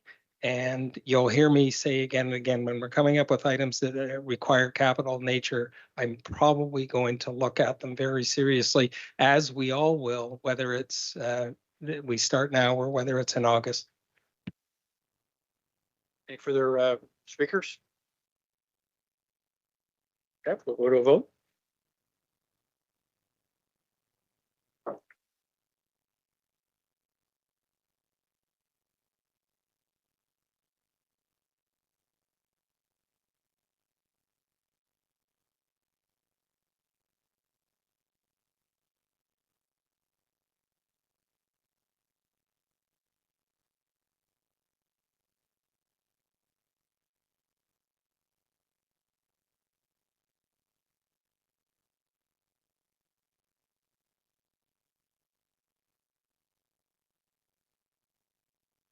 And that's carried 6-5.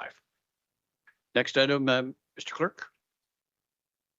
9C8, Mr. Mayor. Okay, 9C8. Okay. That is the Queen Alex Community Center. Councillor Chico. Thank you very much, Your Worship. I just wanted to reflect on the delegation tonight around Activity Haven, and part of my concern and the way I voted when this came up before was the sequence of what the report recommended. We know that that the report is leading with the idea of demolition being the best alternative, of course, with the feasibility study, including a report from PACAC. However, I'm wondering if it would better inform our decision about demolition or not, or alternatives, if we would do the consultation, hear from PACAC, hear from Heritage about all the factors. It is listed for so many reasons that we talked about last week. The heritage value in it being an education center for over a century, and the monument that we heard spoken of again tonight, and more than anything else, what a fulcrum it is, what a nucleus of activity for our seniors. Activity Haven offers so much, and part of my question is as well is, what is the rush? Is there a developer right now toe tapping to have this happen quickly? Because we know the disruption that would be involved with things being dispersed and Activity Haven not having its program centralized like it is. This is an important historical location. This structure is a Belcher building. I'm wondering if we could have just a friendly amendment that we have that information come from PACAC, the recommendation from PACAC, as a first point before we pay for a feasibility study. So I guess it's just in terms of the sequence of the letters. I just wanted to ask the clerk if that's a possibility. Clerk? Your worship, an amendment is always in order if it's not contrary to the main motion. Thank you very much, Mr. Clerk, and through you, Chair. Just the thought that, if we slowed it down just a little bit and had more information, we still don't know what the cost of demolition would be. That wasn't indicated in the report. It would give us a little more time. So to hear from PACAC first, let's see if we can get a sense. It's listed. Should it be designated? Council would benefit from that information before moving forward. It would help inform our decision about the future of that important space. Councillor Chica, then are you moving item I to be added here? I was moving that item C be moved up to an A, so that would inform that would precede the feasibility study, and that be brought to council prior to the feasibility study being undertaken. Thank you. Councillor Duguay, please. Thank you, Your Worship. To the recommended revision, it's my understanding that PACAC has already provided input insofar as agreeing to list the subject property in the registry. It would be very important if we were to be going back to PACAC, to Councillor Cheek, we'd be asking them to comment on the listing of the building. We can't ask them to comment on its programming. That's beyond their mandate. What is important is that, and I think is meaningful, because this motion does read that PACAC's input would be welcomed, and we would provide them the results of the feasibility study, which could show, I'll use an example, it could show we consider the Y lot building a representation of what's possible. Right now, all we're asking to do is comment on the building that is currently listed. And I don't think they can comment on programming. Secondly, I'm aware that Maple Ridge seniors, I believe, when they had to go find a new home, they made arrangements to find space, I believe, on Lansdowne Street, while their new building was constructed. There are facilities potentially available. I believe the Lawn Bowling Club and conceivably Mountain Community Center, which are neighboring facilities that could accommodate from a programming context. I'm satisfied, Your Worship, that the recommendations as written ensure that PACAC will comment at the appropriate time. We would be seeking to ask them for their input now for a building that is already listed by PACAC. Thank you. I just want to go back to Councillor Chica because you'll need a seconder for that. You want to move C up to A, but you need a seconder. Councillor Burke, you're seconding C moving up to A. So we'll have that discussion first. Councillor Chica, on your amendment that you're proposing. Yes, thank you. And through you, Chair, just supplemental. I just would like to ask our staff member, Ms. Rennie, if she might be able to comment. I don't believe that we've heard anything extensive from PACAC related to the designation properties of this building. Have we, Ms. Rennie, could you speak to it? Thank you. Thank you through the chair. PACAC has listed the building, so that has been the extent of their comment to date. The Heritage Preservation staff, Eric Hansen, has provided comment as part of this report as well, and you'll see that in the body. So supplemental. So why do we have C there if we've already heard extensively from PACAC? Thank you. Ms. Reddy, did you have a comment on? So the property is listed. PACAC could recommend designation of the property. Well, thank you very much. That's what I was after. We haven't heard from PACAC on that level. And I just as a final statement, demolition should be our last resort when we're dealing with a building like this. Both for the purposes of retaining culture and heritage in our community, it's a special spot, and also for environmental reasons that were raised before. So the feasibility study could include, as Councillor Duguay has said, retaining some aspect of the Queen Alexandra School building. But let's hear from PACAC first to recommend designation in specific ways, so that will help inform our decision. This isn't something to be rushed into.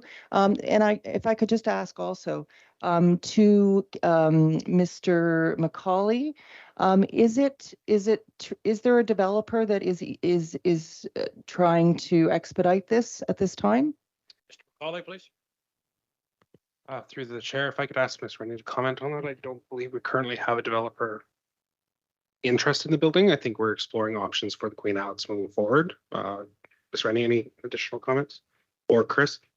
Through the chair, Wallach, please. There is no developer at this point in time. Okay, thank you very much. Thank you. So, Mr. Clerk, we're asking C is going to become A. Thanks, Your To Worship. get some clarity here. Thank you, Your Worship. If I may just need to rely on my staff colleagues who may be more in tune with the project, but I believe the intent of Councillor Chica was in regards to recommendation C, that the PACAC be consulted prior to the commencement of the feasibility study. And I'll defer to my staff colleagues, but I don't believe by moving the order of the recommendations, that doesn't achieve it. I think what Councillor Chica is seeking is to the effect that C would read, and this is the latter part of it, that the Peterborough Architectural Conservation Advisory Committee provide input to council on the heritage status of Queen Alexander prior to the feasibility study. Okay. But again, I'll defer to others here. Councillor Chica, is that your? Thank you, Mr. Clerk. That's correct. And it was seconded by Councillor Burke. We'll continue this debate. Councillor Burke, please. Yeah, just briefly through the chair. I don't really have anything to add that I didn't say at the last meeting. My question through the chair or my comment on Councillor Duguay's remarks is just that the report so heavily focuses on the idea of demolition. The report so heavily focuses on the idea of demolition. And so in the conversations around PACAC, or when you talk to people in the neighborhood or people at Activity Haven that so love and use the space, like the space is not falling down. I go there every Thursday. We've just heard that maybe even the elevator is in better shape than some of the $2.4 million, upgrade fees. So I'm going to ask staff about that in a second. But the idea of talking to PACAC at the beginning is because this report so heavily focuses on the demolition of the building. And this is a really, like I said before, this is a really special part of a really special historical neighborhood. And it's not just the building, it's the beautiful big trees in the back of it and the park and the Bernardo Monument at the front. This is a space and a structure that means a lot to a lot of people in our community, and we're hearing that. And so, Councillor LaChica's motion, I think, is just to have a little bit of forethought being put into this before we spend $60,000 on looking at demolishing it. So my question would be to staff. I don't know if Mr. McCauley can answer about the $2.4 million in upgrades, which is just very vaguely generally put in the report. But we heard from the delegate. Thanks, Mr. Freeman. I see your hand up. Mr. Freeman, please, if you could respond. Your worship, the $2.4 million is an estimate coming from the city's facilities group in their analysis of the condition of the building. The elevator is working until it's not, and then the elevator is dated. It's past the end of its serviceable life, and when it's broken, it will be very difficult to fix. And so that is the reality, as well as a number of other elements in the facility that are all past the end of their useful life. And so the facility can continue to be used as long as council is willing to invest in upgrading the facility. At some point in time, staff will be coming forward with a capital ask. And if we want to continue to enjoy the use of the facility, it will be in the range of, as estimated now, at $2.4 million. And at some point, it will probably be more than that. Councilor Chica, please. Thank you. Second time. Yep. One final question to Mr. Freeman. Was there an estimate given since this came up at General Committee for the cost of demolition? Thank you. Mr. Freeman, please. Your worship, I did reach out to facility staff and ask them just based upon their knowledge of similar capital works to demolish a facility like this, and an estimated cost range of demoing the facility would be about $800,000. Thank you. Any further comments or questions on the amendment? Councilor Burke. Yeah, thanks. Through the chair, the second time, and I'll try to be brief, but I just think that as someone who spends a lot of my time meeting with PACAC and who has gotten to know the people that also spend a lot of their free time from our community to meet as that group, like I can't think of a better example of a location and a building and a space in our city to just to go through that committee that we have. This is an arm of the city. This is something that we have built to put faith in, and I think that this is a prime example of how we can use it, right? So that's my comment. Thank you. Thank you, Councilor Burke. Any further comments? No further comments. We'll go to a vote on the amendment.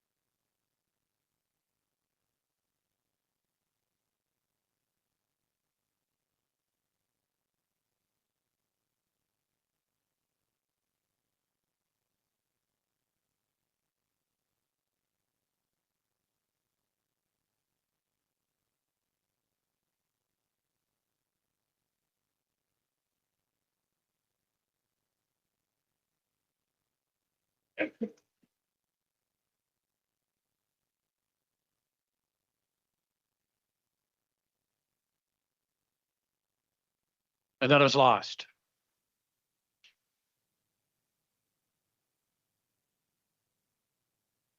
Next time of business, Mr. Clerk. Your worship, that was the main motion with the amendment which lost. If it was the council's will, procedurally, the motion that was identified in staff And the report needs to be approved. could be moved for consideration this evening. Moved by Councilor Duguay, seconder. Councilor Vasiliadis, comments or questions? Councilor Weaver, please. Just quickly, Mayor Leal, I'll support the original recommendation as moved. Listen, remember what's in the report. We're looking at 60 senior units, which we desperately need. We need housing. We need senior housing. We always talk about housing. Then we get an opportunity for housing. We get a cold feet. We need seniors housing. We need 60 units. This is a feasibility study to look at it, to see what development in the community may be interested. It will be a new facility for Activity Haven, fully accessible. which they need. And listen, we also have to be mindful of the taxpayer. Councillor Hakey just said we're looking at a 5.8% tax increase. Certainly, the feedback I've heard in the community the past 2 weeks has not been positive. The message has been loud and clear: sharpen your pencils and get that number down significantly. A lot of people are struggling like now with food, heat, hydro, gasoline, rent, mortgages. So we need to sharpen our pencil in spending $2.4 million for this old building. It can go to, I think, other capital projects, whether it's a new a sports and event center, whether it's Braley, whether it's Shamong. There's a whole host of things. So I think we can just to be mindful of $2.4 million of taxpayer money. I think can go in a better use. Mayor Leo, thank you. Councillor Beamer, further comments? Comments? We'll go to a vote.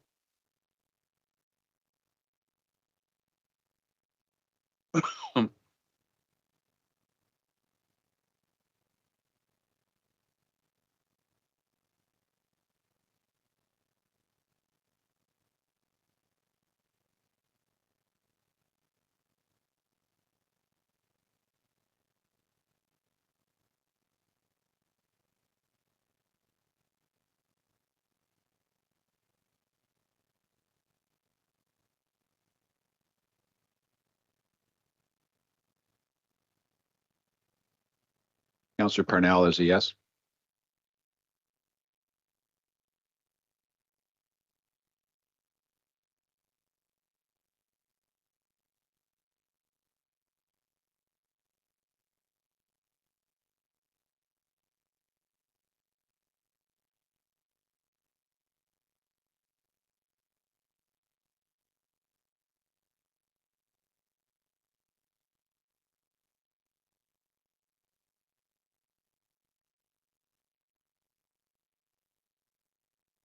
Yeah, mine's fine.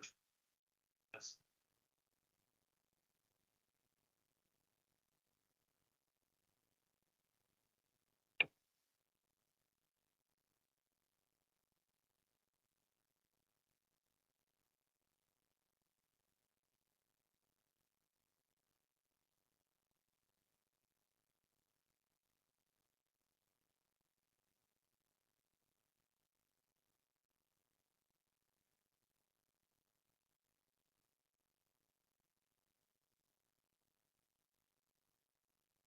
Carried 9-2. Mr. Clerk, next item. Thanks, Your Worship. 9E4, the litter action plan. Councillor Hakey. Your worship, I had a question that was asked and answered outside, so I apologize. It'll just be voted on. Any further comments or questions on 9E4, the litter plan? We'll go to a vote. Councillor Baldwin, the garbage guru, seconded.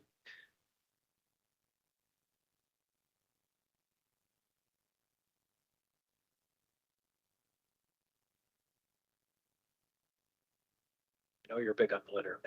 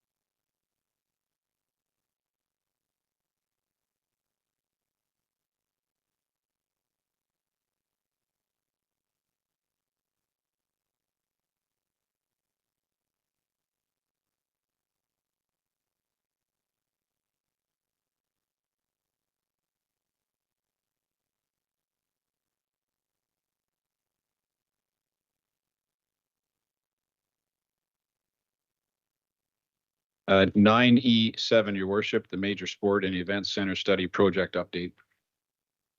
Councillor Purnell, you had something on that? Major sport events. Oh, sorry, Councillor Riel too. Through his worship, I guess I have to move the report so I can speak on it unless somebody else wants to move the report, but I want to speak on it. So I will have to move the report so that I can speak on it. Councillor Riel moves the report, seconder. Councillor Hanky, Councillor Riel, you have the floor. Through his worship, I guess I'll put my 10-to-1 rally cap on. I want to thank Mr. Taylor for coming tonight and doing an excellent job and explaining some of the reasons why I have and why I voted against this. I want to thank Commissioner Laidman when he left on holidays or before he left on holidays for providing us for a cost of this study. And I want to thank him for doing that. I know he was probably packing to go away. But still the number for me, if you're in business and until you're going to do something, then that's when you ask a consultant to give you a final on what you're going to do. For me to pay any money or I think the city to pay any money for a study that's going to sit on a shelf for a number of years. These are my numbers, probably $150 million to build a sports entertainment center is not prudent. I think tonight, if this goes through, we'll be somewhere a little bit south of $300,000 we spent. And we heard tonight about the what the taxpayers are saying and spending their money prudently. I think the only good thing that's come out of this, and certainly the talk on the street, is the naming of the sports and entertainment center, and people would like it to be called the Condome. So having said that, certainly I will not be supporting it, and I know the way the vote's going to go, but I'm very strong in this here. I can't see spending money for a plan that only is going to have to be looked at again in maybe another 4 years if it ever becomes a 3P and we get some sort of people or developers that are willing to pony their money up to build this kind of facility. So that's my comments. Thank you, Councillor Riel, Councillor Purnell, and Councillor Duguay. Thank you, Your Worship. After listening to the delegation, Mr. Taylor, speak to us, I wondered if, and Councillor Riel, since you moved this, would you consider adding as a friendly amendment that, oh, I've just lost my note. So this would become an E to the motion that land assembly options be considered. Would you consider that as a friendly amendment? Absolutely. Okay, thank you very much. I'll leave it at that, Your Worship. Thank you. A seconder for Councillor Duguay. Councillor Duguay, did you want to speak on the amendment? I would, Your Worship. Thank you. I will echo some of my previous comments with respect to the status of what we know known as the Memorial Center. Upon my employment with the city in 1989, the Memorial Center status was being discussed. And it continues to be discussed to this day. I have, following the previous meeting of which the first report was, this most recent report was presented, I went back and read our city's urban design guidelines and our city's official plan. And there is very clear emphasis in those documents, which this council has approved, that place emphasis on ensuring the viability and vibrancy of our downtown, including things such as entertainment and sports facilities. The general language is there, the general framework is there. I realized, to Councillor Riel's point, this is money that will be spent, and I don't think unnecessarily so. This is money that is necessarily to be spent, and a decision could be made once and for all. The comments that I've received from many is in generally supporting that it's time that Peter, especially for those that have the opportunity to have taken in the Memorial Cup, for example, or for those who have recently attended non-sport events at the Memorial Center. It's meaning no discredit to the facility has served us well, but it is time for us to consider I think the recommendation now to include land assembly makes sense. The timing is ideal. It's important that we have the results of this feasibility study so that we can make an informed decision on what could be a facility that's more than just sports. It would be entertainment, sports, potentially it could accommodate other uses and be that additional incentive to ensure a thriving and prosperous downtown. So thank you. I will support the motion. Thank you very much, Mr. Duguay. Councillor Real, please, for a second time. Through his worship and the comments made about what Kelowna BC done and certainly with the arena. Anybody that has anything to do with hockey and the Memorial Cup, it's probably 8 years that a city makes an application to be the host of a Memorial Cup. The Memorial Cup has already been picked for next year and subsequent years. So you would have to make an application for the city of Peterborough. And that time that you would have ample opportunity to hire a consultant and to build the type of arena or the sports and entertainment committee, sports and entertainment facility that you would need to host any of this here. So Kelowna BC didn't just put their name in last year, got the bid, and then started building arena. This was probably 4 to 8 years in the making to build an arena and the amenities that they need to host the Memorial Cup. So for me to hear this, that we need to do this, I don't remember the Pete's ever, or if they have put their name in to host a Memorial Cup. So if that comes, you're looking at probably an 8-year window before that would ever happen. So I think it was 1996. Councillor Baldwin, please. Yeah, thanks, your worship. Yeah, 1996, full house at the Memorial Center. That was the Fog Bowl. And I think Councillor Burke's brother was the starting goaltender in the 1996 Memorial Cup, losing the final 4-0 to the Granby Predators. We've seen by waiting 4 years, your worship, from 72 million to something in the neighborhood of 107 to 110. Every day we wait is an increase in potential costs. So the sooner we get on with it, better will be. I like Mr. Taylor's comment. He did endorse the project and did reference this as being a legacy project for our community. Long overdue. I'll certainly support the recommendation. Thanks, Councillor Baldwin. Councillor Riel, I think it's my third and final time, and Yes. I'm going to quote from the former mayor of the city of Peterborough, Daryl Bennett. I don't see any money trees growing on the front lawns of this facility out here. any further comments? First of all, Councillor Hickey, please. All I was going On to money say, trees? yes, you might want to come to our yard because apparently we have one that I'm not aware of. We'll vote on the amendment first, then we'll vote on the main motion. Okay, we'll have one vote then.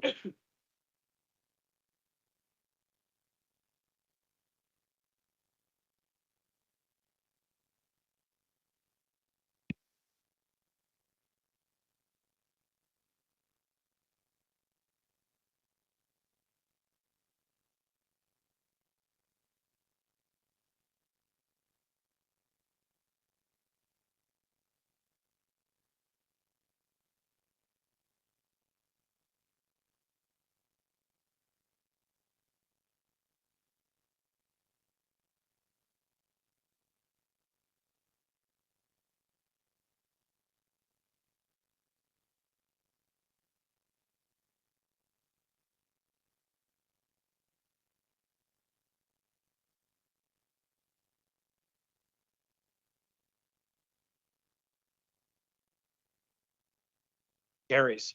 Mr. Clerk, next item. Thanks, your worship. We have from the general committee meeting this evening, the recommendation there for council's consideration. And if you like, I can read that. Please do.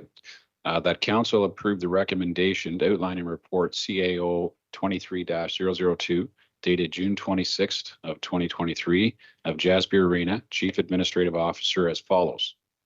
That respecting Greater Peterborough Area Economic Development Corporation, operating as Peterborough and the Kawarthas Economic Development, staff be authorized to proceed as outlined in closed session report CAO 23-002 dated June 26th of 2023 of Jasper Arena Chief Administrative Officer.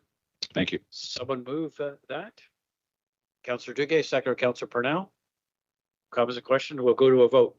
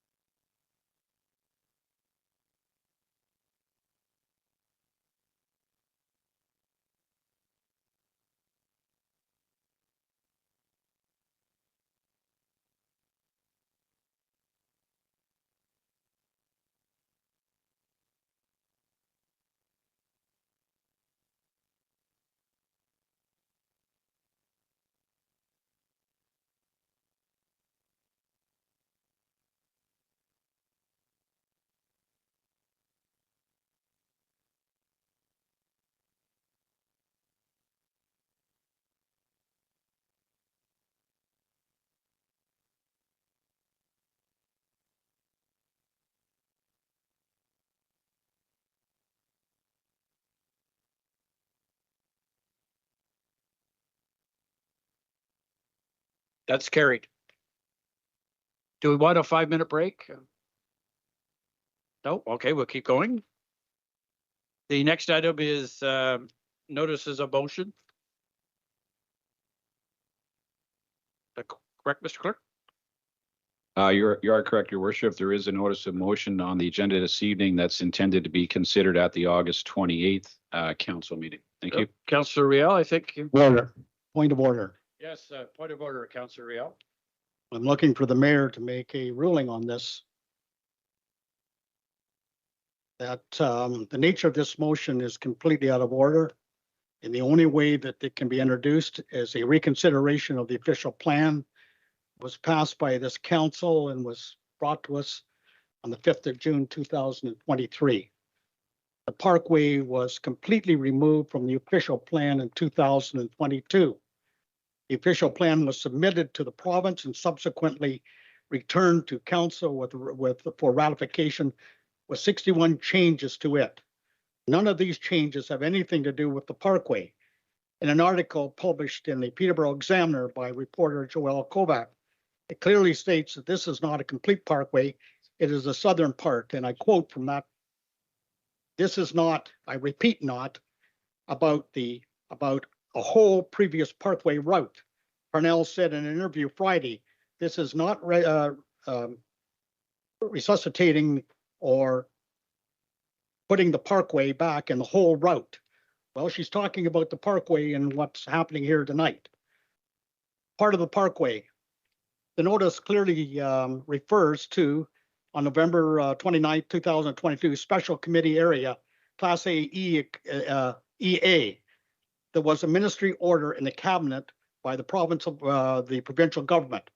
First, to allow any of this to happen, that the order in cabinet would need to be rescinded and the EA lifted, all owing for the complete parkway to be built. I've spent 12 and a half years in Groundhog Day with the parkway.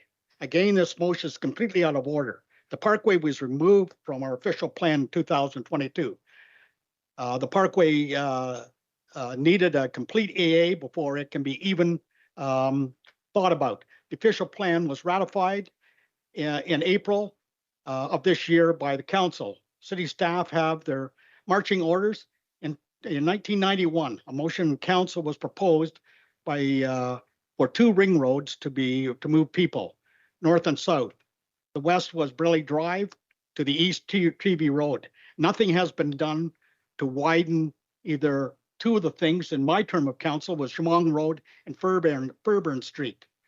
The seconder of that motion claims that all kinds of first responders have reached out to him about the need for this road and to be built for the health and welfare of their clients. In 12 and a half years in council, with hundreds of thousands of phone calls, emails, in-person meetings, not one first responder has raised this issue with me. Again, this motion is completely out of order. I look to his worship to rule on it. Again, here we go again. Like I said, this is Groundhog Day. I'm sick and tired of this here. Council made a decision. The Parkway is out of it. Here we are trying to circumvent this whole thing about reinstituting the Parkway of, we're just going to bring the southern exposure. If you were to go back to the minister for the EA that they voted on, the whole Parkway is back in the equation. I have no idea what the cost would be to even build the southern part. I would think $100 million to build it. There's a great big gorge there that you probably have to build a bridge on. So I'm sorry, I'm looking to the mayor to rule on this here, this point of order, that this is completely out of order. This motion, that's the notice of motion that's brought here tonight. This foolishness has to stop. Council has had enough. Let's get on with building the 2 ring roads, which is Braley Drive, TV Road, and the 2 that we voted on in my term of council, widening Chemung Road, widening Fairburn. This is the north and south way to move people in the city of Peterborough. The rest of this nonsense has to stop. Thank you, Councillor Real. I will rule the point of order, but I think Councillor Baldwin had a question. I got his head. Councillor Baldwin, do you have a question on this? Well, I did have a question, Your Worship, and it's a question I have for the clerk, through you. Usually when there is a notice of motion that comes to council, it's dealt with at that meeting.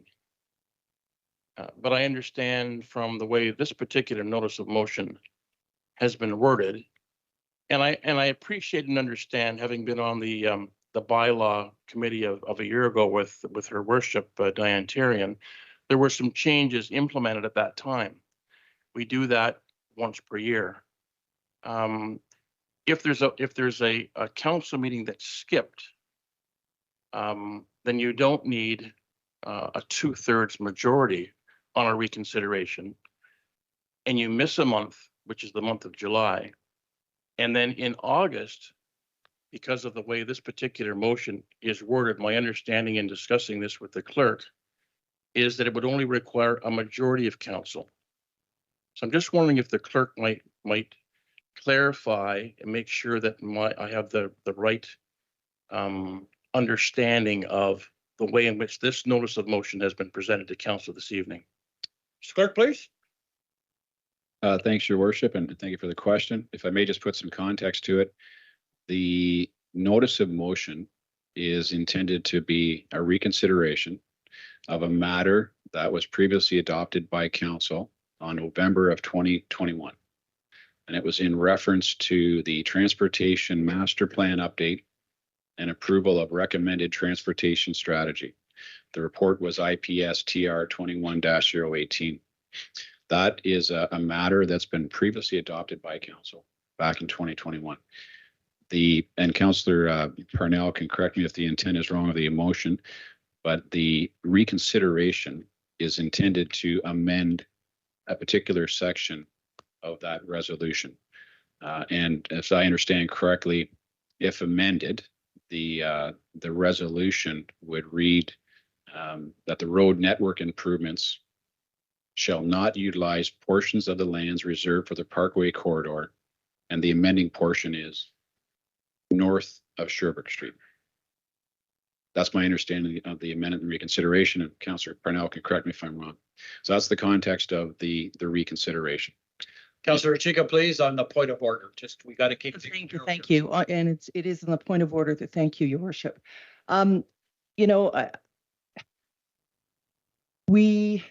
We want transparency and clarity to be intrinsic to the motions that we bring to the table. And I think that's essential. And I'm in support, deep support of what Councillor Riel is stating, that there is not a great deal of transparency in the language of this motion. It neither mentions the constraints that are contained in phase 4 of the transportation master plan, nor does the motion mention the lands in question are those previously reserved for the Parkway corridor. It's a disservice to our community and to the public to be unclear about what studies being addressed, especially when we're talking about special study area A, class EA. And what are the constraints to be withdrawn? The motion is obtuse and it obfuscates the intent And it needs to be withdrawn and rewritten to inform members of the public that it is the transportation master plan that's being referred to, specifically the Parkway corridor lands, and that the constraint to be withdrawn pertains to the use of the land for future road network improvements. The previous council, the motion that's been discussed for the exclusion of the Parkway corridor from use for future road network improvements was not specific to Special Study Area A. The original amendment applied, as Councillor Riel said, to all the Parkway corridor lands, including the south portion. So there's a great deal that is not transparent, that is not clear and misleading around this motion. So I support Councillor Riel and Baldwin in their call to have it called out of order. Thank you very much. Councillor Henke, please, on the point of order. Thank you very much, Your Worship. I just have one question for the clerk. Is the motion in order the way it's written? Thanks, Your Worship. Just if I might be able to clarify the other question from the other councillor, in terms of his question about the 2/3 of majority. I referred to our procedure bylaw, which referenced section 25, and when there is a reconsideration or the intent to amend a resolution previously adopted by council, if notice is not provided at one meeting with the intention to then debate the matter at another council meeting, if that's not provided, then it is 2/3, which is 8 out of 11. In the situation where if there is notice provided at one meeting that the matter be debated at a next meeting, and that whatever that future date is, then the councillor is correct. It would be a majority vote for members to reconsider the matter. If that was supported in the affirmative, then there would be a second vote required after any motion was tabled and there was a debate. So if I just wanted to clarify that, and then to answer your question, it's my understanding, and I may need to turn to my colleagues here who are more intelligent on the matter of the official plan and the EA process, but it's my understanding there are studies and work that was intended to be done that I believe, and I'll get my colleagues can correct me here if I'm wrong, that were intended to be addressed going forward on various parts of these lands. So the short answer is it's my understanding that it is in order, but again, I would maybe defer to my colleagues here just to provide some context to that. Thank you, Your Worship.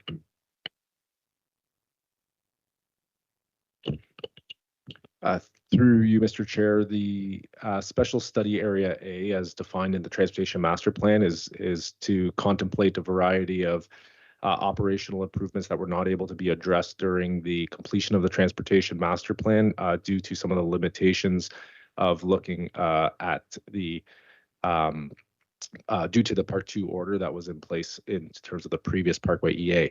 The items that are under contemplation for Study Area A are looking at intersection improvements at Sherbrooke and Clonsilla, as well as a couple other further along Sherbrooke and Monaghan, as well as looking at cycling facilities in the area and a few other traffic related impacts along Clonsilla.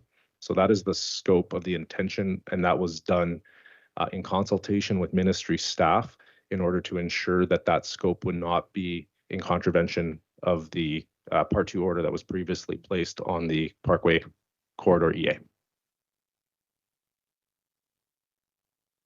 I'm going to ask a couple questions. When I read this motion, I'm always reminded of a famous saying of Prime Minister Diefenbaker when he said that big game hunters are never fooled by little rabbit tracks. There's a lot of rabbit tracks in this, and I know exactly what's afoot here. It is to move away from a 2/3 majority, 8 out of 11, and move to 6 out of 11. This is exactly what this is all about. I hesitate to ask this question, but I will. Mr. Rader, there's a newspaper story that said this was the idea of the staff at the city of Peterborough. I want that addressed this evening, because I don't think it was an idea of the staff, but I just want to get this confirmed. Thank you, Mr. Mayor. And that's, to my understanding, that's right. But I just want to clarify here too, because there are many council members who contact staff and seek their assistance in drafting a motion. So that when the staff give you information to draft a motion, that doesn't mean that the staff are recommending or supporting it, because at the end of the day, it's the will of the council, which we follow. So it's my understanding that it is never a staff recommendation, but I was never, I will defer it to Mr. Papadakis because he's the one who dealt with this. But the staff did help in drafting the motion. But again, going by my saying that when we develop the motion to help any councillor, that doesn't mean the staff is in favor of that motion. Thank you. Mr. Papadakis? Yes, to you, Mr. Mayor. So I was approached to assist the councillor with the wording of this motion to permit considering the Southern Parkway as a road improvement in an upcoming environmental assessment that my team is currently preparing the RFP for. Staff did not request, nor would we request this change from the current council direction. And as Mr. Reyna has indicated, whenever a council member approaches staff seeking assistance with motions, then we do help. But again, that does not necessarily mean that we are implicitly endorsing or supportive of that wording that we're assisting with. Yeah, I think the right view, if somebody favors this particular thing, we could have waited till the budget debate of 2024. A motion would have come forward to debate whether we set money aside to do an EA, which would be in excess of $1 million+ potential construction costs of multi-millions of dollars. And then it stands on its own, and then it's a vote. And when you would, in that context, you would need 8 votes to contravene a policy that was decided upon in 2021.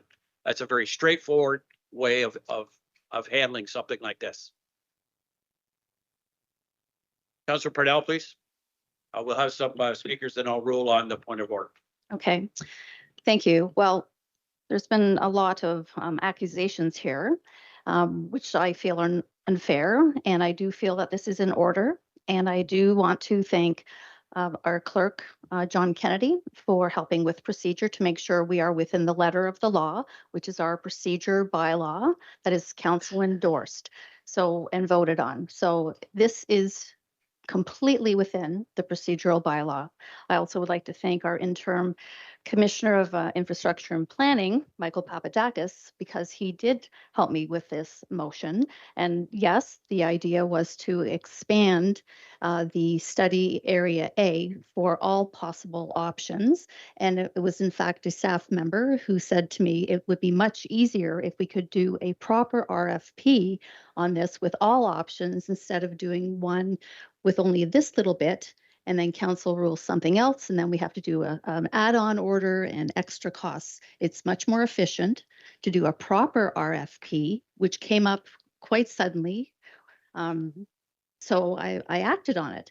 And if I had gone with the just reconsideration tonight, then people would have said, oh, you're trying to rush something through on one night. But we actually are providing notice for the August 28th meeting. So that's all within the procedural bylaw and the rules. And there's nothing untoward here whatsoever. And it is, in fact, just to do with the Medical Drive Southern Extension. There is no intent, for the bridge or the parkway. I don't even like using that word because that is extinct. That was meant to be an express route through the entire city way back when. That will never happen. What we build now are complete streets, in this case, an empty field with a dirt path. It would be a 2-lane, properly built street with bike lanes and sidewalks and lots of trees, and really improve in so many ways the thousands of people who have to come up, say Goodfellow, 4 additional turns to get to the hospital as one example. But there are many people who drive up Goodfellow through Autonomy Ward to get to Monaghan Ward. We're hearing very strong community support for this missing link between Sherbrooke and Clonsilla. The city has already purchased the properties necessary to avoid the ravine. Obviously, we're not going to build a big bridge or anything like that. We can avoid that. That's already been planned. So it is best practice. to look at all of your options to make the best informed decision. And this is definitely needed. We can still do your 2 laning of Braley Drive. That needs to happen. We're going to spend tens of millions of dollars on Chemong. That has to happen. But completing this link, Medical Drive, the Medical Drive Southern Extension makes complete sense to get from the 115 to the hospital as one example for emergency responders, but also for the thousands and thousands of people every day who are doing that jog. And I have received a lot of support from the community since the newspaper article. But it's definitely just the Southern Medical Drive Southern Extension to be included within the RFP, which is to go out hopefully in September, which is why we're trying to get this moving now for proper notification, so they can come back to us with the proper recommendations. As far as the minister's order, that is completely redundant now. There is no intention to do the northern section of that transportation corridor, so we're not going to spend the money doing an EA of that section. And we have lots of money set aside for this transportation corridor. We've collected it over the years. So it truly is just the southern piece. The motion does include that we will engage with provincial officials to make sure everything is completely understood what we're talking about, so we can do a proper EA of just the smaller area. And that's basically it. And so I'll leave it at that. I do believe it's in order, because it's certainly not out of order with our procedural bylaw in any way, shape, or form. It is proper 2-month notice for people to know that we'll be talking about it, and it will help us write a better RFP with all of the considerations for the best alternative going forward. Thank you. I have Councillor Riel for second time, Councillor Baldwin on the point of order. Through his worship, I mean, again, let's read this here. That constraints imposed by City Council at a meeting of November the 29th, 2021, an option for potential road network improvement for consideration during special study area A, class EA, be withdrawn. Come on here now. If there was a problem here, why didn't it go into our official plan? The official plan went into the government. We have a transportation master plan. We have an east side transportation plan. We have a cycling plan. Why didn't this go in if there was this such problem? It didn't go in. It came back to this city council and ratified on June the 5th with 61 recommendations for changes. Let's get with the program, call it what it is. The eastern part of the parkway. I don't care if the councillor across from me here doesn't like the word parkway. This is the southern part of the parkway. You go to the ministry and ask for a new look and rescinding the EA. You have now put the parkway back on the books here. I don't know where the hell you're going to get the money to build this. To me, this is just cheap politicking. If you want to run for mayor in the next election, stop this Point of crap. personal privilege. He's getting Stop personal. this crap, Oh, because I'm tired of it. Also, I am Out the of transportation. order. I am the transportation chair. When were you going to bring it to me? Tonight? Because I am the transportation chair, not you.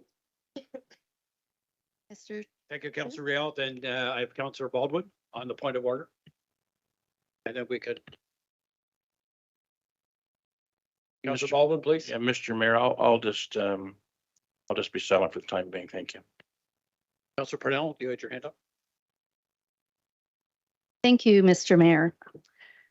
That was a point of personal privilege, and I did actually have this discussion with the former speaker prior to this being published, and he actually expressed support for the southern portion to be built.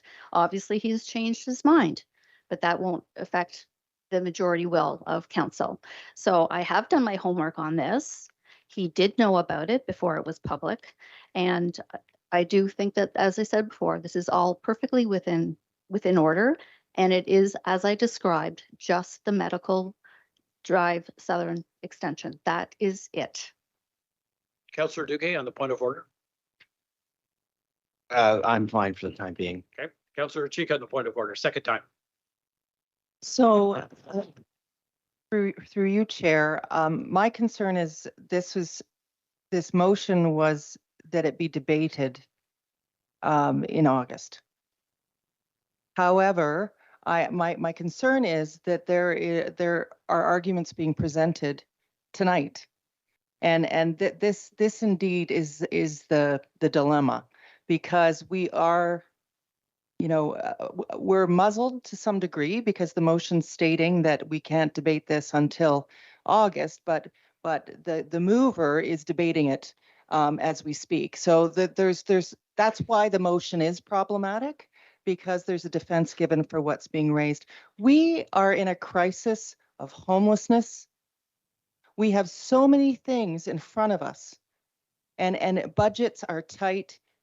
Why would we be thinking of building another road? A previous council deliberated over this meeting after meeting, and decisions were made. If we do this on every time a major decision is made from council to council, we're not going to be moving forward. We need to be moving forward on the emergencies that are in front of us and maintaining the infrastructure that we have, which we have many gaps in and that we're trying to address effectively. So again, I look forward to His Worship's ruling on the order of this motion. Thank you. I will rule that it's out of order. I believe it's out of order because simply it's contrary to a decision that was made by council in 2021.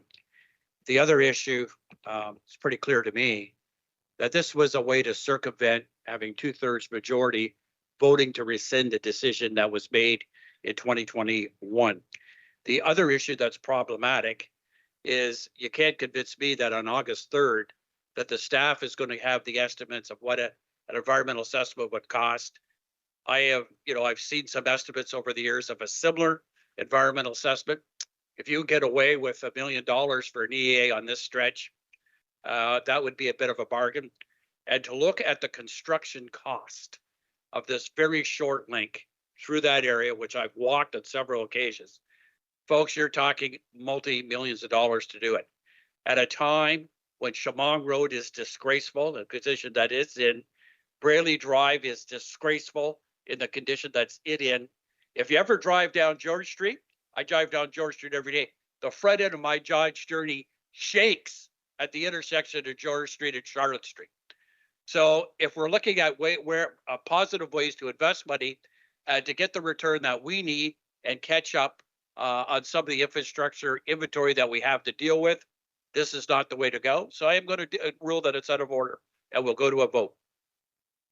I challenge the Councillor chair. Hanky, please. Thank you, Your Worship. I was, Councillor Purnell, I was going to say, ask, can we challenge the chair on this decision, and what that would be? Is it a simple majority? Clerk? That's correct, Your Worship. A vote on the challenge the chair is a simple majority, and the chair is also part of the vote. Thank you. So then I would request challenge the chair on this. Thank you.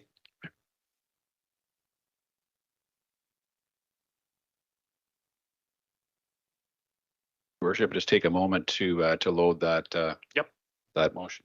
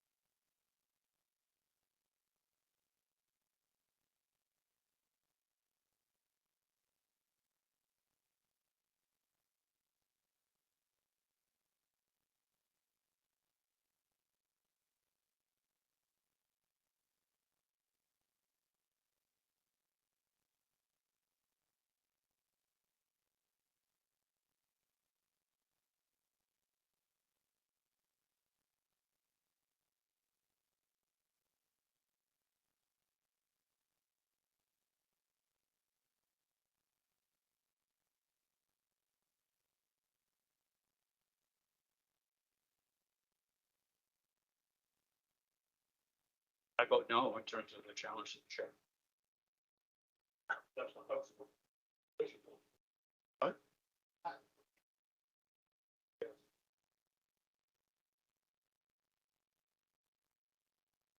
Thanks, Your Worship. I think there's maybe a few people that just maybe need the motion read again, and there's been a couple of missed votes, I believe here. Councillor Crowley just identified his vote, maybe. Yes. Yeah. Your Worship, it's the challenge to the chair reads that the notice of motion be ruled out of order.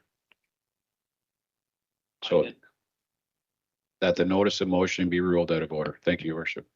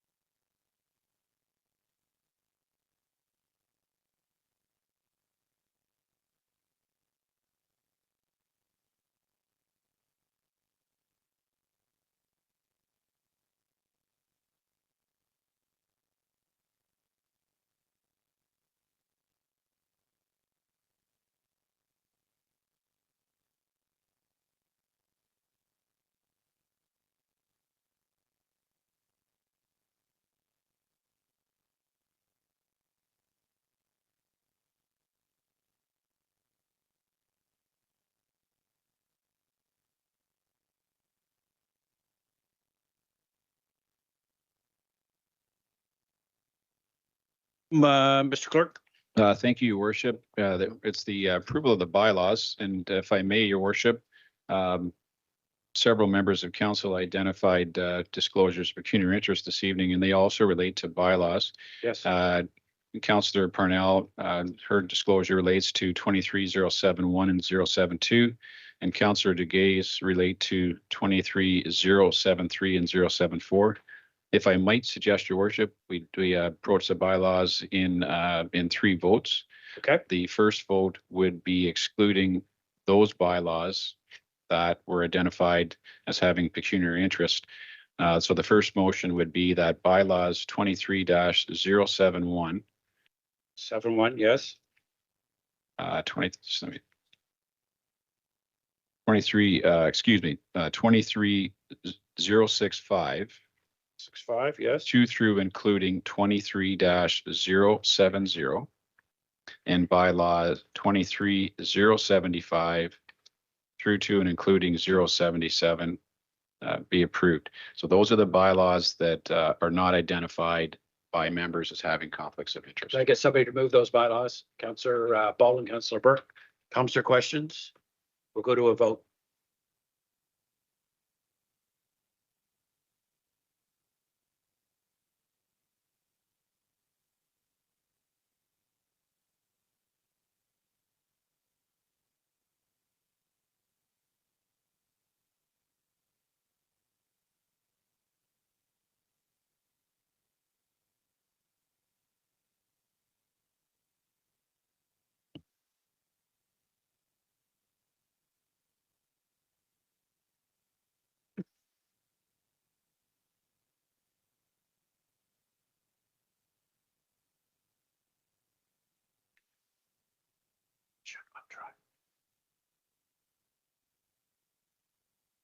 I vote yes. Technology people will need to get this fixed.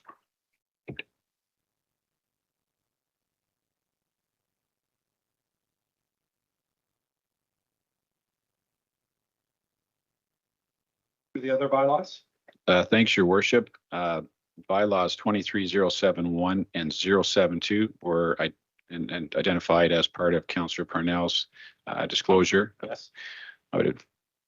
So those two bylaws, 071 and 072. We'll vote on them. Moved by Councillor Parnell, second by Councillor Burke. We'll go to a vote. Sorry. Yeah, just to clarify, Your Worship, Councillor Parnell will be avoiding the vote as she has Right. declared. Declare. Yeah. Okay. I just want to clarify the mover and the seconder, if I may. Baldwin and Burke. We'll go to a vote.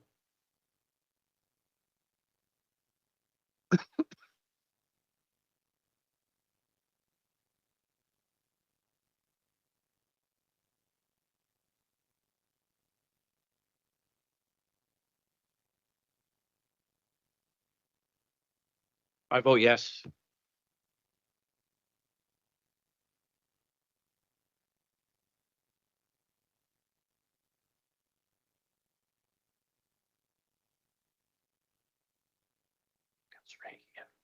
That's carried. And Councillor Hickey had a bylaw declaration too, right? Okay. Thanks, Your Worship. And the last set of bylaws, which are reference to Councillor Duguay's declaration, are 23073 and 23074. We just need a mover and a seconder. Councillor Baldwin moved and Councillor Riel. We'll go to a vote.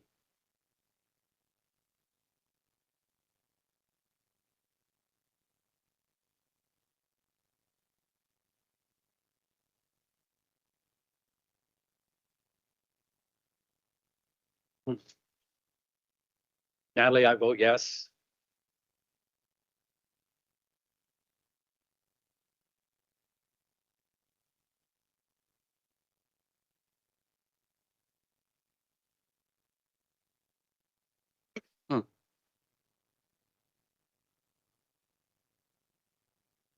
That is carried. Thank you, Mr. Clerk. That concludes all the bylaws. Other business. I have an item for other business this evening. I want to announce this evening that Flying Colors has been sold to Fairgrave Only, which is a significant aviation company that it's headquartered in Cleveland, Ohio. We need to move a motion this evening to facilitate the sale of Flying Colors to this new company because it involves land leases that Flying Colors have buildings on. Flying Colors, as you know, family-owned company. The Gillespies have done a tremendous job over the last number of decades to grow the business, to really make Peterborough Regional Airport a center for aviation activities in this particular area. I can announce that it's anticipated that through this acquisition, Flying Colors will increase their employment of about 50 jobs in the Peterborough operation. Flying Colors actually also have an operation in St. Louis, Missouri, and a sales office in Singapore. These will be high-paying jobs, high-skilled jobs, and we certainly will be welcoming them to Peterborough as Peterborough Regional Airport cements itself as a major aviation hub in East Central Ontario. So it's moved by myself and second by Councillor Beamer. Whereas Flying Colors is a valued tenant of several properties at Peterborough Regional Airport, providing important services to the aviation industry. And whereas Flying Colors Corp is intended to be acquired by Fairgrave Omni LLC Fairgrave of Cleveland, Ohio, which is the acquisitioner. And whereas for the purposes of the acquisition, Flying Colors seeks the city's support to extend that the city of Peterborough may be required to consent to the acquisition pursuant to the terms of leases between the city and Flying Colors Corp. And in relation to matters related to such leases, including, for example, Fairgrave securing one or more rights of first refusal in relation to airport lands adjacent to those currently leased by Flying Colors Corporation. Now be referred that it be resolved by the Mayor, Clerk, Chief Administrative Officer, and Commissioner of Infrastructure and Planning Services that any one or more of them be authorized to execute such documents and to do such things that, in the opinion of the chief administrative officer and the said commercial in consultation with the city solicitor, are considered necessary for the viability in the city's interest to facilitate the acquisition on terms acceptable to the chief administrative officer and said commissioner and in forms acceptable to the city solicitor. I just want to thank Mr. Potts and Mr. Friedman for helping us to facilitate this sale. The sale, as I understand it, will close in the matter of days. And of course, not only the 50 jobs, but Fairgrave is also looking at expanding the current footprint of Peterborough Regional Airport, which I think is fantastic news. The Gillespie family will continue to be totally involved in the operation, and we look forward to much success in the future. And we will need 8 votes to facilitate this motion.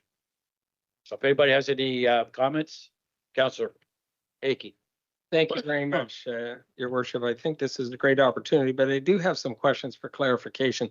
There was a reference in there about opportunities on adjacent land. Can you reread that? I can, please.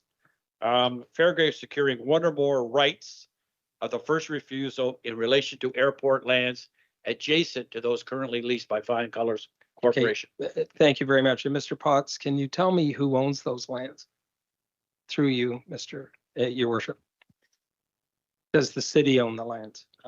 The city, Your Worship, the city owns the airport lands. Okay. And the adjacent lands that they're referring to?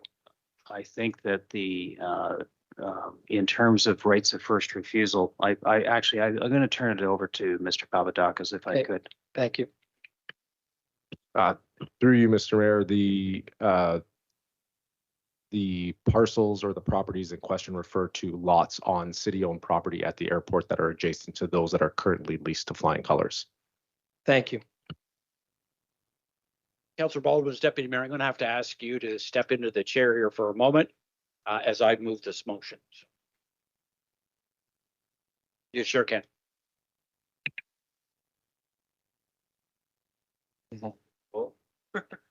Councillor Purnell. Thank you. It definitely sounds like a fantastic announcement. The fact that they're optioning additional lands is a very good sign.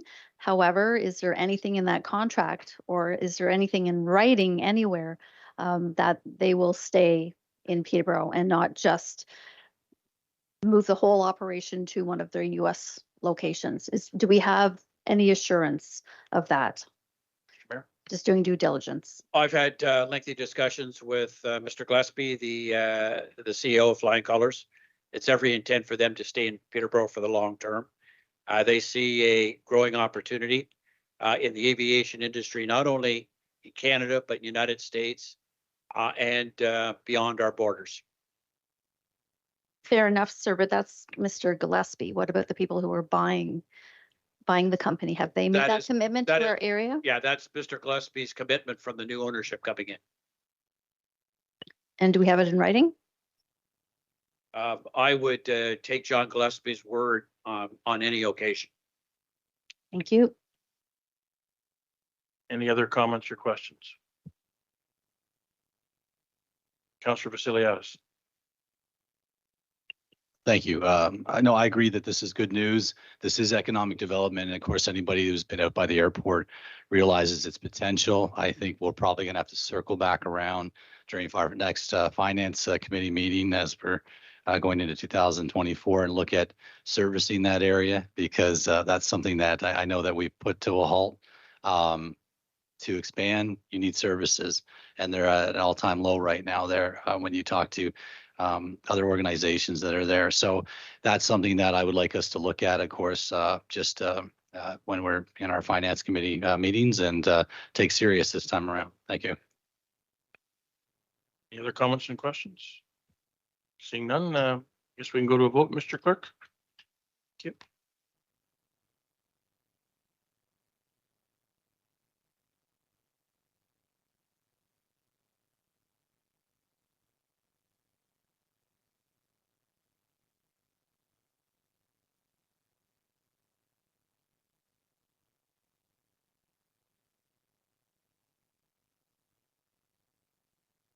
That's carried. I'll return the chair back to you, Mr. Mayor.